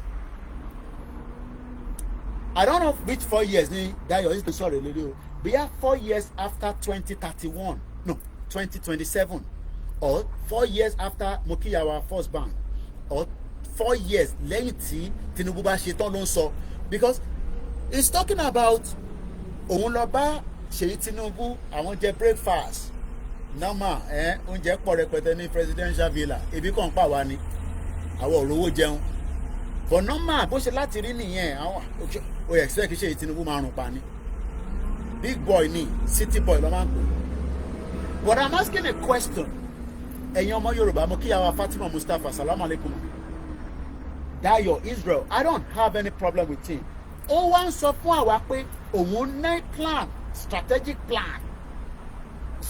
plan ọdún mẹ́rin mo wá mọ̀ ọdún mẹ́rin tó ń sọ because tó bá jẹ́ pé inú ọdún mẹ́rin tẹ́lẹ̀ tí Tinubu wà nú ẹ̀ ló ń sọ kò tẹ̀ gbọ́dọ̀ sọdún mẹ́rin, ọdún mẹ́ta ló yẹ kó máa sọ, because literally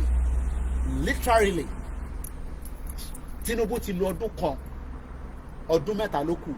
But Dayo Israel wá ń sọ fún wa nísìn, ó ní òun gbé plan, òun gbé nǹkan tóun ti yà bí àwa ọ̀dọ́ nílẹ̀ Yorùbá, nílẹ̀ Haúsá, bíkọ́ gbogbo ẹ̀ lòun ń ṣe, òun náà máa ń dé fìlà bí àwọn máa ń là ní nísìn, ó gbọ́dọ̀ dé bẹ́ẹ̀ bíkọ́ wọ́n Nàìjíríà lòun, òun ò ní dé Yorùbá báyìí nísìn, bíkọ́ tó bá ti dé báyìí àwọn nọ́dánà máa ní Dayo Israel ṣíkẹ́nẹ́ máa pápá, èmi ò gba Haúsá, ara tá à ń sọ náà nìyẹn pé ìwọ náà ti tẹ̀lé àwọn Ìgbòho àti bàbá Akíntóyè, so kò gbọ́dọ̀ dé fìlà Yorùbá tó kọ Yorùbá sí báyìí.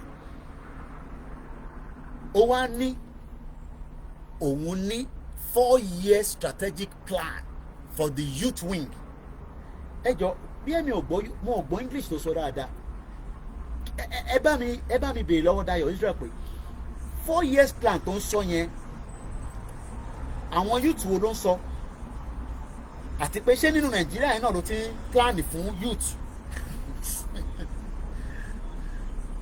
ẹni tí wọ́n jẹ́ kí bàbá wo lọ́wọ́ ṣe, àwa wá expect pé kí Tinubu wá ṣe fún wa. ẹni tí wọ́n jẹ́ kí MKO Abiola rí ṣe, oh yes Tinubu débẹ̀, ìyẹn Ọlọ́run sọ pé ó máa débẹ̀ ni látara pé àwa náà gbóhùn síta.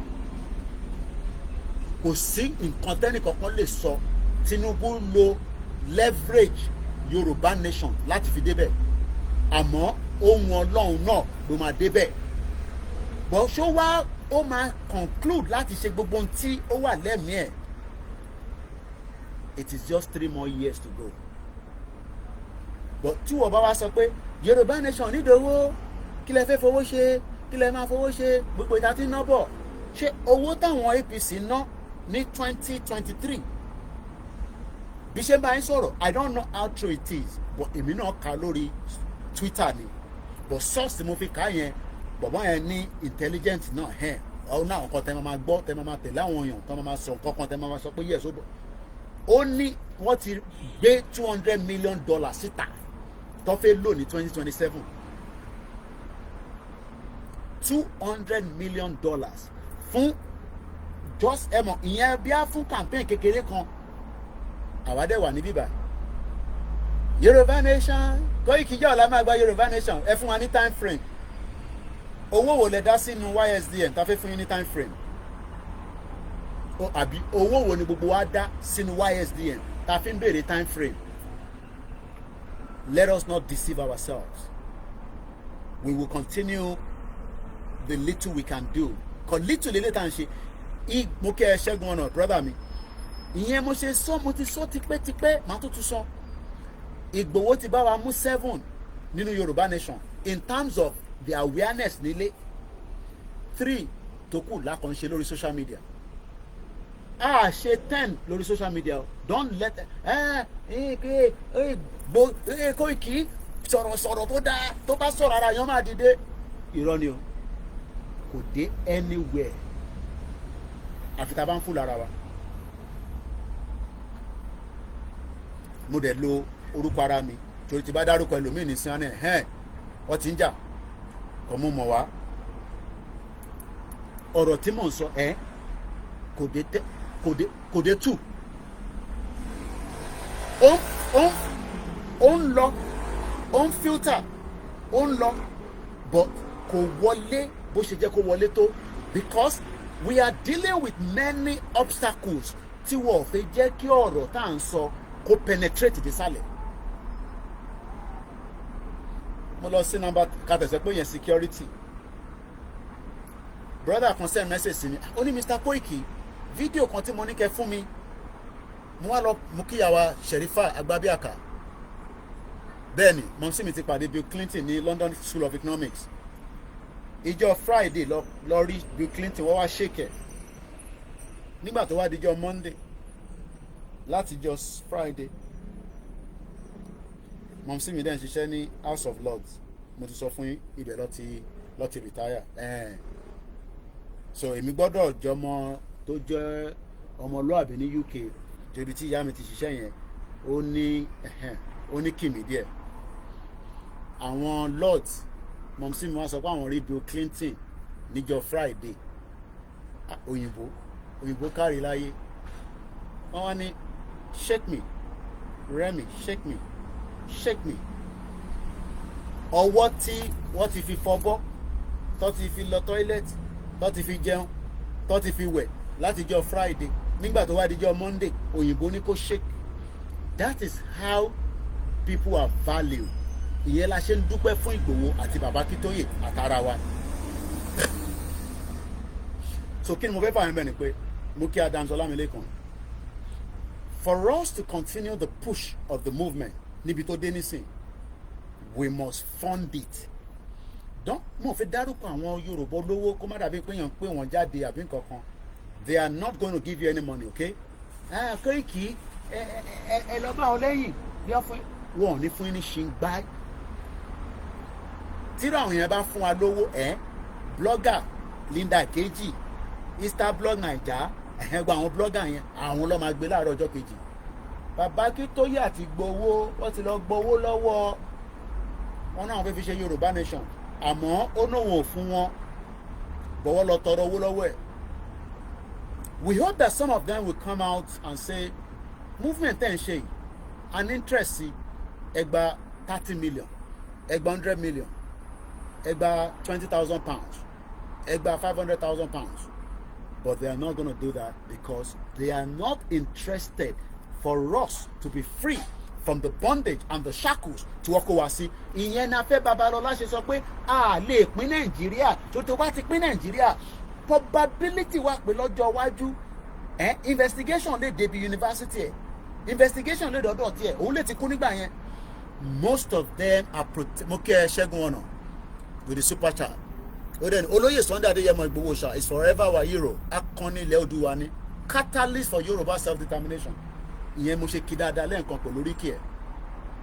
Bí bá polóyè lẹ́ẹ̀márùn pé olóyè bàbá mi kan pè mí.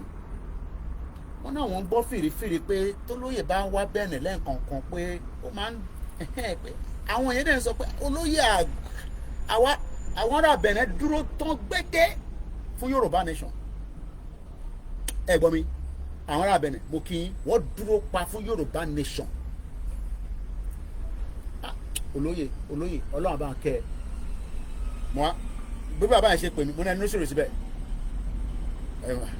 privilege ni mo connect lẹ́sẹ̀kẹsẹ̀ pẹ̀lú olóyè ó yá ẹ bá wa ṣe é lò sí wọn. Olóyè dẹ̀ apologize ó gbọ́ mi olóyè apologize pé kọ́ má bínú. Àwọn ẹ̀ tí wọ́n á sọ pé ẹ ṣe kí n kọ́kọ́ fún mi olóyè kọ́ lè bá mọ̀ pé mo rí yín bá sọ̀rọ̀ ẹ bá mi ṣe voice kémi tó gbé fóònù sílẹ̀ pẹ̀lú arákùnrin yẹn olóyè ti send the voice wọlé tó tún apologize fáwọn people yẹn èèyàn lolóyè. So kí ni safety domi mo kí ẹ so because ilẹ̀ ti ń ṣú and we're gonna wind down the program right now. What I'm just trying to say is that we want to be strategic, but the strategic is how do we communicate with the real Yoruba people on the ground to tell them that the self-determination tá à ń fight fún, the self-determination tá à ń béèrè fún is the right thing more than the Nigeria that we are fighting for. Is to create multiple channels of awareness away from the social media alone. Koiki ti wà live ó yá jẹ́ n gbé Guinness ó yá máa sọ̀rọ̀ lọ kémi náà máa jó nínú ilé mi ó yá máa sọ̀rọ̀ lọ máa kẹ̀ kí ló tún fẹ́ sọ. Everybody has the reason why they are watching us. Àwọn tó ò gbọ́ wá yẹn, how do we want to reach to them? We are not doing any rally at the moment. Ká lè sọ pé rally tá a ṣe yẹn a máa trickle. Àwọn ọmọ Yorùbá nation wọ́n jáde wọ́n pariwo ìyẹn a máa jáde nínú rédíò ti Nàìjíríà wọ́n ní choice. But since we are not doing that yet, wọ́n dey rule it out. Tẹ́ bá gbọ́ the last program tí Bàbá Akíntóyè sọ, he has not ruled out our coming out again. But what we should be preparing for now is let's prepare to fund the YSDM so that by the time Cafe roll out, oh my God, ẹ gbọ́ mi dáadáa by the time tí a ẹ mọ̀ pé nísìn the last time tá a jáde pé a jáde síta pé a fẹ́ pariwo was January 2023 tó tún pa kan náà àwọn ọmọ wa by the time tá a bá tẹ̀sọ́ pé a fẹ́ jáde fi ṣe rally ó tún gbọ́dọ̀ tún dùn kó lárinrin ju èyí tá a ti ń ṣe bọ̀ tẹ́lẹ̀ lọ in terms of multiple awareness in terms of the movement and so many things and so forth and olóyè rẹ̀ ní láti tẹ̀lé wa lọ èmi náà ní láti tẹ̀lé yín lọ but we can create that because our right to self-determination military regime kan láwa bóun inspector general of police kó sọ pé òun accept ọ̀rọ̀ tiẹ̀ náà máa dé ICC the former inspector general of police Moki Adesina bishop a lè má sọ̀rọ̀ lójoojúmọ́ èmi àti bishop the former inspector general of police èyí tó dàbí tí díẹ̀ dàbí èyí tó gbé nǹkan sí ẹran tiẹ̀ àmọ́ bíyá ó lo pumping ni kí lorúkọ ẹ̀gẹ́ náà that former inspector general of police ìkébí ẹ̀ ọkùnrin ni o bó dàbí tọbìnrin ẹ má bínú ìyá wa Yẹmí Fátúkì mo kẹ gbogbo island kéèsì ẹ̀ wà lọ́wọ́ ICC ó kọ́ ẹ pé àwọn kéèsì yẹn wọ́n ń já ni ti Buhari wà níbẹ̀ ti Buratai wà níbẹ̀ kò kí ń yá so if ẹgbẹ́ tó kún thinks that òun fẹ́ perform fún Tinubu tábà ti jáde wọ́n máa kó sójà jáde wọ́n máa kó ọlọ́pàá jáde this no you can't do that we are not in a military regime we are still practicing democracy we might not agree with Nigeria but we still are citizens asking for a right for our own people which is what we are doing mo kí bàbá mi Moses Ọláníran and there's nothing wrong in that so if anybody thinks that tabajade hamakowa especially because Dúpẹ́ ti kó àwọn skan àwọn skinirin mo fi tẹlẹdùmarè mo fi kí ìyá mi dáadáa ẹrí bẹ ṣe fine ní Pennsylvania lọ́hùn yẹn ojú yẹn a máa dán ní lamẹ́ríkà bó jẹun bó jẹun stress tó bá wà lójú àwọn aráalé ò ní rí torí wàá máa dán lójú wọn ni but in tó gbé sára ìwọ nìkan ló mọ̀ mo kí àwa Kenny Olú mo fi tẹlẹdùmarè kí Ọkọ̀yà Fọláyan mo kí ẹ káàbọ̀ sórí ètò má bínú pé voice tí ó ní kí n tún ṣe mo busy lẹ́nujọ́ mẹ́ta díẹ̀ òní kò tí jẹ́ kí n rí ṣe bọ̀ lágbára Elédùmarè gbogbo ẹ̀yin tí a fi voice ilẹ̀ fún ní gbogbo group mo fi voice ilẹ̀ ní bí aláàárín ọ̀sẹ̀ yìí but platform kan wọ́n ní n tí mo sọ yẹn kò jáde dáadáa ẹ mọ̀ pé mo sì ní cough mo manage díẹ̀díẹ̀ ó ti lọ náà but everywhere ní Tokyo 778 mo kí Mr. Banji _snips mo kí yín so as I'm gonna be winding down the program this evening all I want us to focus on ẹ ṣe gan ni wọn náà like program wa àbọ̀kùnrin ni yín ni but picture obìnrin lẹ lò ní ó lè jẹ́ picture ìyàwó yín ẹ ṣe gan ni Kenny Olú mo kí yín mo kí ogun ẹ̀ tẹ́ wà lamẹ́ríkà mo kí ẹ̀ tẹ́ wà nílé most importantly mo kí ẹ̀ tẹ́ wà ní different African countries èmi náà ni Koikimedia mo kí àwọn Yorùbá ọmọlúàbí apparel àwọn ni wọ́n design wa báyìí pé Mr. Koiki ẹ jẹ́ kẹ́ máa fresh kẹ́ máa mo kí Mr. Samson Adekunle. So what I'm trying to say is that, and happy Friday to you as well, we are on the right track. That's number one. Whether we go through the spiritual side of things or not, the Yoruba people will exit Nigeria. Kò ń ṣe pé a lè fi force fi pull out. It will create a lot of panic, havoc, destruction, and so many other things. That's tabafe fi force gbàjáde. Oh, everybody mọ̀ tó máa ṣẹlẹ̀. Ẹ máa kí n máa because ìyẹn làwọn kan fẹ́ kí n máa sọ kọ́ lè máa mú mọ́lẹ̀ pé sórí nǹkan tá à ń sọ sórí kan yẹn ń gbọ́ràn. That's why I'm trying to just keep it clean. Oyè yín keep it clean. But pé ìyẹn kan ní ẹ kò sí nǹkan tẹ́lẹ̀ ṣe èmi ò fẹ́ máa gbọ́ yẹn lẹ́nu àwọn politicians wa tí bá ń fetí gbọ́ yẹn wọ́n dẹ̀ ń sọ tẹ́rí tí bá jáde nígbà míì tí mò ń go hard on them is because my intelligence are telling me that Koiki wọ́n sọ pé kò sí nǹkan tẹ́lẹ̀ ṣe and I don't like that word mo kí Mr. Abiodun most of them cannot watch our program like this but wọ́n dá àwọn èèyàn sórí social media tó ń gbọ́ wa and àwọn èèyàn dẹ̀ fún mi ní feedback pé Mr. Koiki wọ́n sọ pé Yorùbá nation yẹn Mr. Sunday Adébánjọ mo kí pé kò sí nǹkan tá a lè ṣe pé Nigeria continue to exist, and for me that is not something that anybody should be saying. Èmi náà fi máa sọ pé yẹn first la máa fi gbà, but kéèyàn kan máa sọ pé kò sí nǹkan tá a lè ṣe yẹn, let us tell them mẹ́wàá ń bẹ tá a lè ṣe, but we are going to do it in a non-violent way for now. For now, yeah, could be 1 year, 2 years, 3 years, 5 years, I don't know. Koiki 5 years ago, ìjọ la fi gba Yorùbá nation. Ó kù sọ́wọ́ Ọlọ́run. Ọlọ́run ni ká bẹ̀ kó fún wa ní heart láti lè fi prepare mind wa. Because not every one of us are prepared our mind for it. And that is the reason why you must go through the non-violent way. If you go through the violent way, ọkùnrin gbọ́dọ̀ dé. Israel ti pa 40,000 Palestinians. Ayé òde parẹ́. UK ṣì ń tàbọn fún. Kò ń ṣèbọn nìkan. UK tí mò ń gbé ẹ̀ wọ́n ń ta weapon rẹpẹtẹ fún Israel. America àwọn náà ṣì ń tà. Do you understand what that means? Owó kékeré lórí pọ́ fi ń rà ní. Àwọn ọ̀dẹ̀ ní kankan. Mo kí potential Henry. We don't have anything. But tí ó bá bẹ̀rẹ̀, you cannot fight the Nigerian military conventional. Wọ́n máa pa gbogbo yín dànù. They will kill every one of you. But you can fight them in other ways.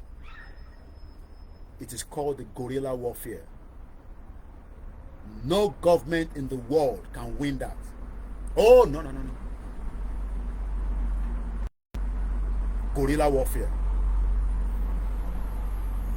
But for now, we are not in that line at the moment. But that option, I can tell you, can always erupt. British tried it. Báwọn máa bá IRA fàdélẹ̀. They tried it, but they failed. In 1997, after 30 years, for gbọ́n kan tí mò ń sọ, there was a Good Friday agreement, and everybody was allowed to go their separate ways. East Timor made a declaration in 1975, if I'm right. Indonesia military invaded them like 2 weeks. Ìyẹn mo ṣe ń wọ́ndà àwọn kan tán ní èèyàn 15 lọ sí secretariat ẹ fagbóyò ni ẹ mú skoin ṣe ẹ wà òkè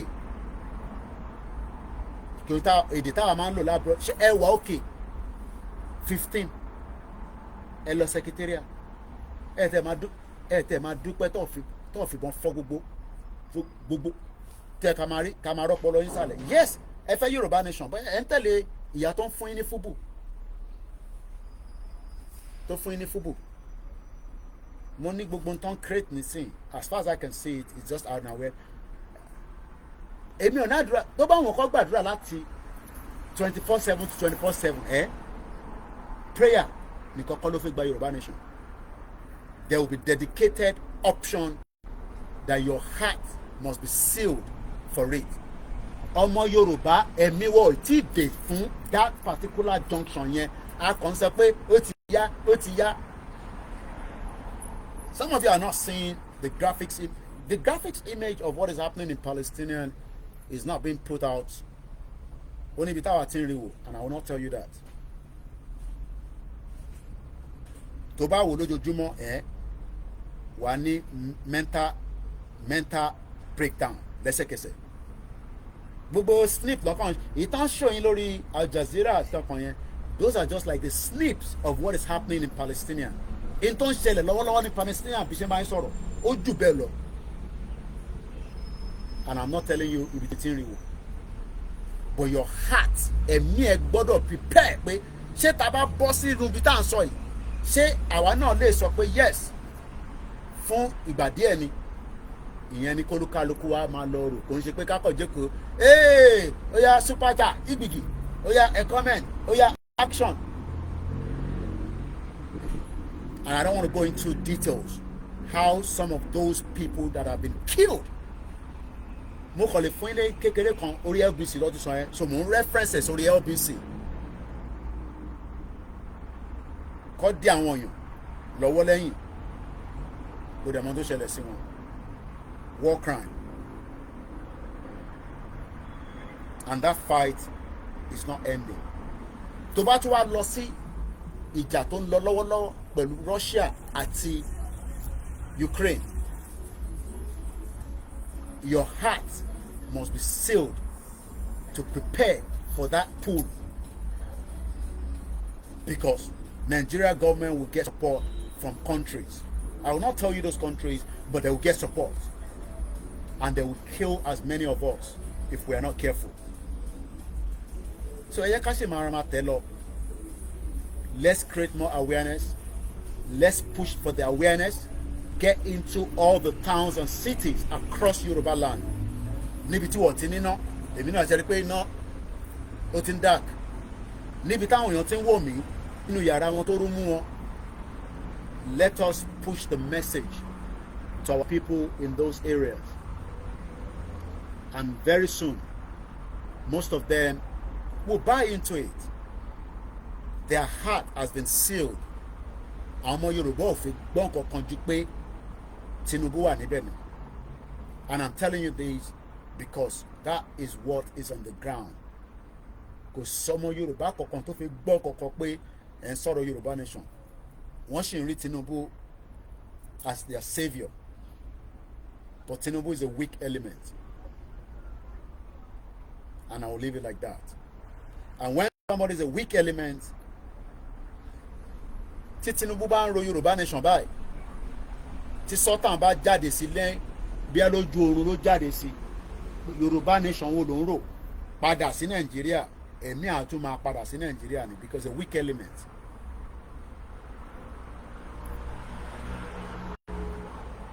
And I'll leave it like that. Orúkọ mi ni Ọláyọmí Kóìkì tí gbogbo yín mọ̀ sí Koikimedia. Yoruba nation no going back. Onshenu. You will be involved. Ẹ máa ṣe lọ. Èmi ò fẹ́ dá sí. It's entirely up to you. Àwa tá à ń ṣe náà. We have decided to make it as part of our reasons to save our people from the shackles and the bondage that we have all locked into. Mo kí gbogbo alẹ́ nǹkan say very good evening. Enjoy the rest of the evening. And as usual, we meet when we meet again. Remember, àdúrà tẹ́ ń gbà ẹ̀mí Tinubu ń lọ síbẹ̀. Ta ló pè mí tó ní pàdé mi kan ní UK, and I'm gonna close the broadcast. And ẹ̀dẹ̀ dá sọ̀rọ̀ tiwa náà. Ẹ bá wa dá sí. Ọlọ́run ní fàìsàn ṣe mí tẹ́ máa wá dáwọ́ àìsàn o. Ẹ bá ń ṣàmì o. Mo kí yàrá mo Olúfọlákẹ́ mo kí mà Olúkẹ́ ẹ ní dáwọ́ àìsàn fẹ́mi o. Kóìkì ọ̀nà rẹ ní UK ó dà kó nídìí owó, èmi ò fẹ́ wá àìsàn. Owó tí mo fẹ́ owó tá lè lò fún function media tí mo gbé dání, torí ẹrù media kò ń ṣiṣẹ́ ẹyọ kan, kò ń ṣiṣẹ́ méjì, multiple role multiple task ni media máa ń ṣe. Èmi kò ń ṣe gbogbo ẹ̀ là ń gbé wá sórí social media, èmi wà ìsàlẹ̀ and media tó o bá ti ní support it's as pé ó kọ̀ dá wà ní. So you can support us as well. Details and lot if you saw the screen. First Bank 3096808848. Olayomi Koiki. Musa Kalam 1@yahoo.com. Ẹ bá fẹ́ fún wa ní Zelle, ẹ communicate pẹ̀lú wa. Àmọ́ bá ṣe máa fún yín ní details yẹn. Mo kí gbogbo alẹ́ nǹkan sí. Ọ̀rẹ́ mi ẹ pè mí ó ní má lọlé o. Mo ní kí ló dé? Pàdé mi gidi gan ní UK mi báyìí. And it's into a very, very good business. Ó náà wo program mi kan. Ó náà kàn ní kóun kí mi ni pé mo kúṣẹ́. ṣé mọ̀ pé ọ̀rẹ́ tí mo sọ yìí àfi tí bá béèrè how old lọ́mọ ẹ̀ màá pè é bí a ti bá ṣe tán màá kọ́ béèrè pé how old lọ́mọ yẹn tó bá sọ age ọmọ ẹ̀ fún mi màá lè fún yín ní the exact year bọ̀ kò ń sọ̀rọ̀ 8 years ago nígbà tá a lọ ṣe kọ́ ọmọ ẹ̀ nílùú yìí aláàfáà dẹ́kọ̀ ní jókòó ó tún ṣe tàwọn oníṣẹ̀ṣe ó wá ń wo program mi kan tí mò ń sọ pé ọ̀rọ̀ ẹ̀sìn kò ní kankan ṣe pẹ̀lú ìṣẹ̀ṣe tá gbé dání má mix ẹ̀ tí wọ́n ò bá ṣe ó ń wọ̀n ẹ́ pé Jésù ní kó má ṣe ni but ẹni tó fẹ́ ṣe fi wọ́n sílẹ̀ kó ṣe. more than 10 years ago lòun ti gbé dání ọmọ Yorùbá tàtà gidi ni ọ̀dọ̀ ẹ̀ ni mo ti kọ́kọ́ rí pé kéèyàn lọ ṣèkómọ nílé èèyàn ní UK èmi mo bá gbé àfà Alhaji Mukadam èmi mo gbé débẹ̀ nígbà tá a débẹ̀ tó ṣe ti ó ní ẹnì kọ́kọ́ ló bá tún gbé àwọn kinní táwọn wí jáde ó dẹ̀ níyàwó tó dáa kọ́lọ̀ fún wa níyàwó tó dáa kó fún wa ní tíyàwó tiwa gangan wọ́n dẹ̀ sì dẹ̀ wà together báyìí títí dọ̀la mo kí gbogbo alẹ́ nǹkan sí a ṣe ṣe fún wa a máa débẹ̀ ó kọ̀ kù díẹ̀ ni and on that note tó o bá mú anthem ó jẹ́ tètè lọ kọ àrólé 1010 ní wíìtà fẹ́ mú ìlú náà pé 5,000 ni tó bá ti lè mo wàá mọ̀yàn mélòó ló fẹ́ fún ọ bọ́ọ̀ náà máa fún ọ ní 5,000 tó bá ti lè kàńtẹ̀ kèmí náà pa without the music background kí gbogbo alẹ́ nǹkan sí Mr. Adesina mo kí ìyá mi mo folúwa kẹ́ ẹ ṣe gan ni Yorùbá tẹ́kọ̀ ìlú wa lágbára kọ́lọ̀ ń jẹ́ padà lọ sí skul kí n lọ ka Yorùbá dáadáa eléyìí tí náà ti fẹ́ tán ẹ̀ ń tẹ̀wá lórí Instagram so we're gonna end this and then ẹ ṣe gan ni and on that note ẹ jẹ́ kí n lọ sínú ilé káwọn yànmyàn lọ́nà wọ́n wà London o kò kọ̀ dàbí ti Nàìjíríà ni kọ́ mọ́ máa jẹ mímọ́ bíbá pé fresh blood and on that note a very good evening let's keep the energy burning and let's remain absolute harden ẹ má jẹ́ káwọn tó ń sọ fún yín pé kò lè ṣeé ṣe gbogbo ẹ máa fi wọ́n sílẹ̀ nígbà tó bá yá wọ́n ní tó bá lọ toilet kinní kan máa ṣe kinní kan ẹ má yẹ ká máa sọ gbogbo yẹn tó ráwọn tó ń jẹun iṣẹ́ wa fúnlẹ̀ wa upspent barry mo kí yín ẹ ṣé gan ni gbogbo ẹni tó wà lórí ètò tó jẹ́ ìyá mi kan ní Koiki máa kí bàbá àtà mo kí yín wọ́n ní Koiki ò kí ń kí mi máa kí mi jẹ́ káwọn èèyàn náà mọ̀ pé mi náà bàbá àtà mo ti rìtáyà Amẹ́ríkà mo wà ṣé Houston Texas kẹ̀ lọ́nà àwọn wà àbá yẹn ìjọ tó lọ ra ṣé Mercedes kan lọ rà fún ìyàwó wọn àbí wọn bá pè mí lórí fídíò kọ Koiki eléyìí mo ṣe rà fún ìyàwó mi kó máa fi gbádùn ayé ẹ̀ lamẹ́ríkà àwọn bàbá yẹn ò lè lọ́lé wọ́n ti hàn sí Amẹ́ríkà wọ́n níwèé wọ́n ti rìtáyà wọ́n ṣiṣẹ́ bọ́wọ́ lè lọ́lé ilé náà dà ọlọ́mọ àmúyàn lọ sórí page mi lórí Twitter accident tó ṣẹlẹ̀ ní Ọ̀yọ́ wàá sunkún fúnlẹ̀ Yorùbá Ọlọ́run jẹ́ kí ó dọ́dọ̀ wa o tó bá dọ́dọ̀ wa náà kí la máa ṣe sí when there is no system that is working iṣẹ́ wa fúnlẹ̀ wa forílẹ̀ ibi wa kàgbéga kàgbéga kàgbéga fàlérí ìgbàgbọ́ wa ni pé bàtí bẹ̀rù làbọ̀ mọ́ ká ṣiṣẹ́ ká ṣiṣẹ́ ká ṣiṣẹ́ ká jọlá ìṣọ̀kan àtòmìnira ní kẹjẹ́ ká máa lépa tẹ̀síwájú fọ̀pọ̀ ire àtòhun tó dára ọmọ odò àdìdé bọ́ sípò ẹ̀tọ́ rẹ ìwọ ni ìmọ́lẹ̀ ògo adúláwọ̀ àwa ni ìmọ́lẹ̀ ògo adúláwọ̀ tó mo rí ó tún dìgbà míì tàbá tún jáde nígbà tàbá tún gbé ètò wá kò wá sígbà tẹ́mi ò lè jáde mo lè lọ sùn nísìn tó bá dago kan lóru so ẹ̀yin ni kẹ́ tan notification bell yẹn Koiki àárí program ẹ̀ mọ́ kí ló ń ṣẹlẹ̀ ẹ̀ má wọ̀rí ẹ̀yẹn ṣáà máa wá mi ẹ̀ rí mi ẹ̀ mọ́ ò lè sọnù lórí social media Ọlọ́run ẹ̀ ń jẹ́ kó gbọ́n ọmọ wa gbogbo ẹ̀yin silent watchers wọ́n ní kí n máa kí ní gbogbo ìgbà náà ẹ̀ ṣe gan ni ìyá mi kan wá bẹ̀ mí ó ní Koiki mo bẹ̀ ni ó ń ṣe pé mo tó bá fẹ́ máa parí ètò bá a túbọ̀ máa fi ọ̀rọ̀ bí ọ̀rọ̀ Ọlọ́run fi bẹ̀ wá pé báwo ló ṣe sọ́nà pé ṣáà fún wa ní ọ̀rọ̀ ká máa sọ di Christian àti Muslim show, but ọba Elédùmarè kò ní jẹ́ kó gbalẹ̀ Yorùbá mọ́ wa lọ́wọ́. I will just leave it like that.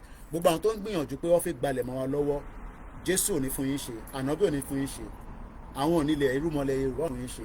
Mo kí gbogbo alẹ́ nǹkan sí o. Assalamu alaikum warahmatullahi wabarakatuh. What God cannot do does not exist. Èmi ló ń pè ní Ọláyọmí Kóìkì, èmi ni last man standing. Ìtàgbédání fight to finish làwọn àgbédání. Have a very good evening. Bye for now.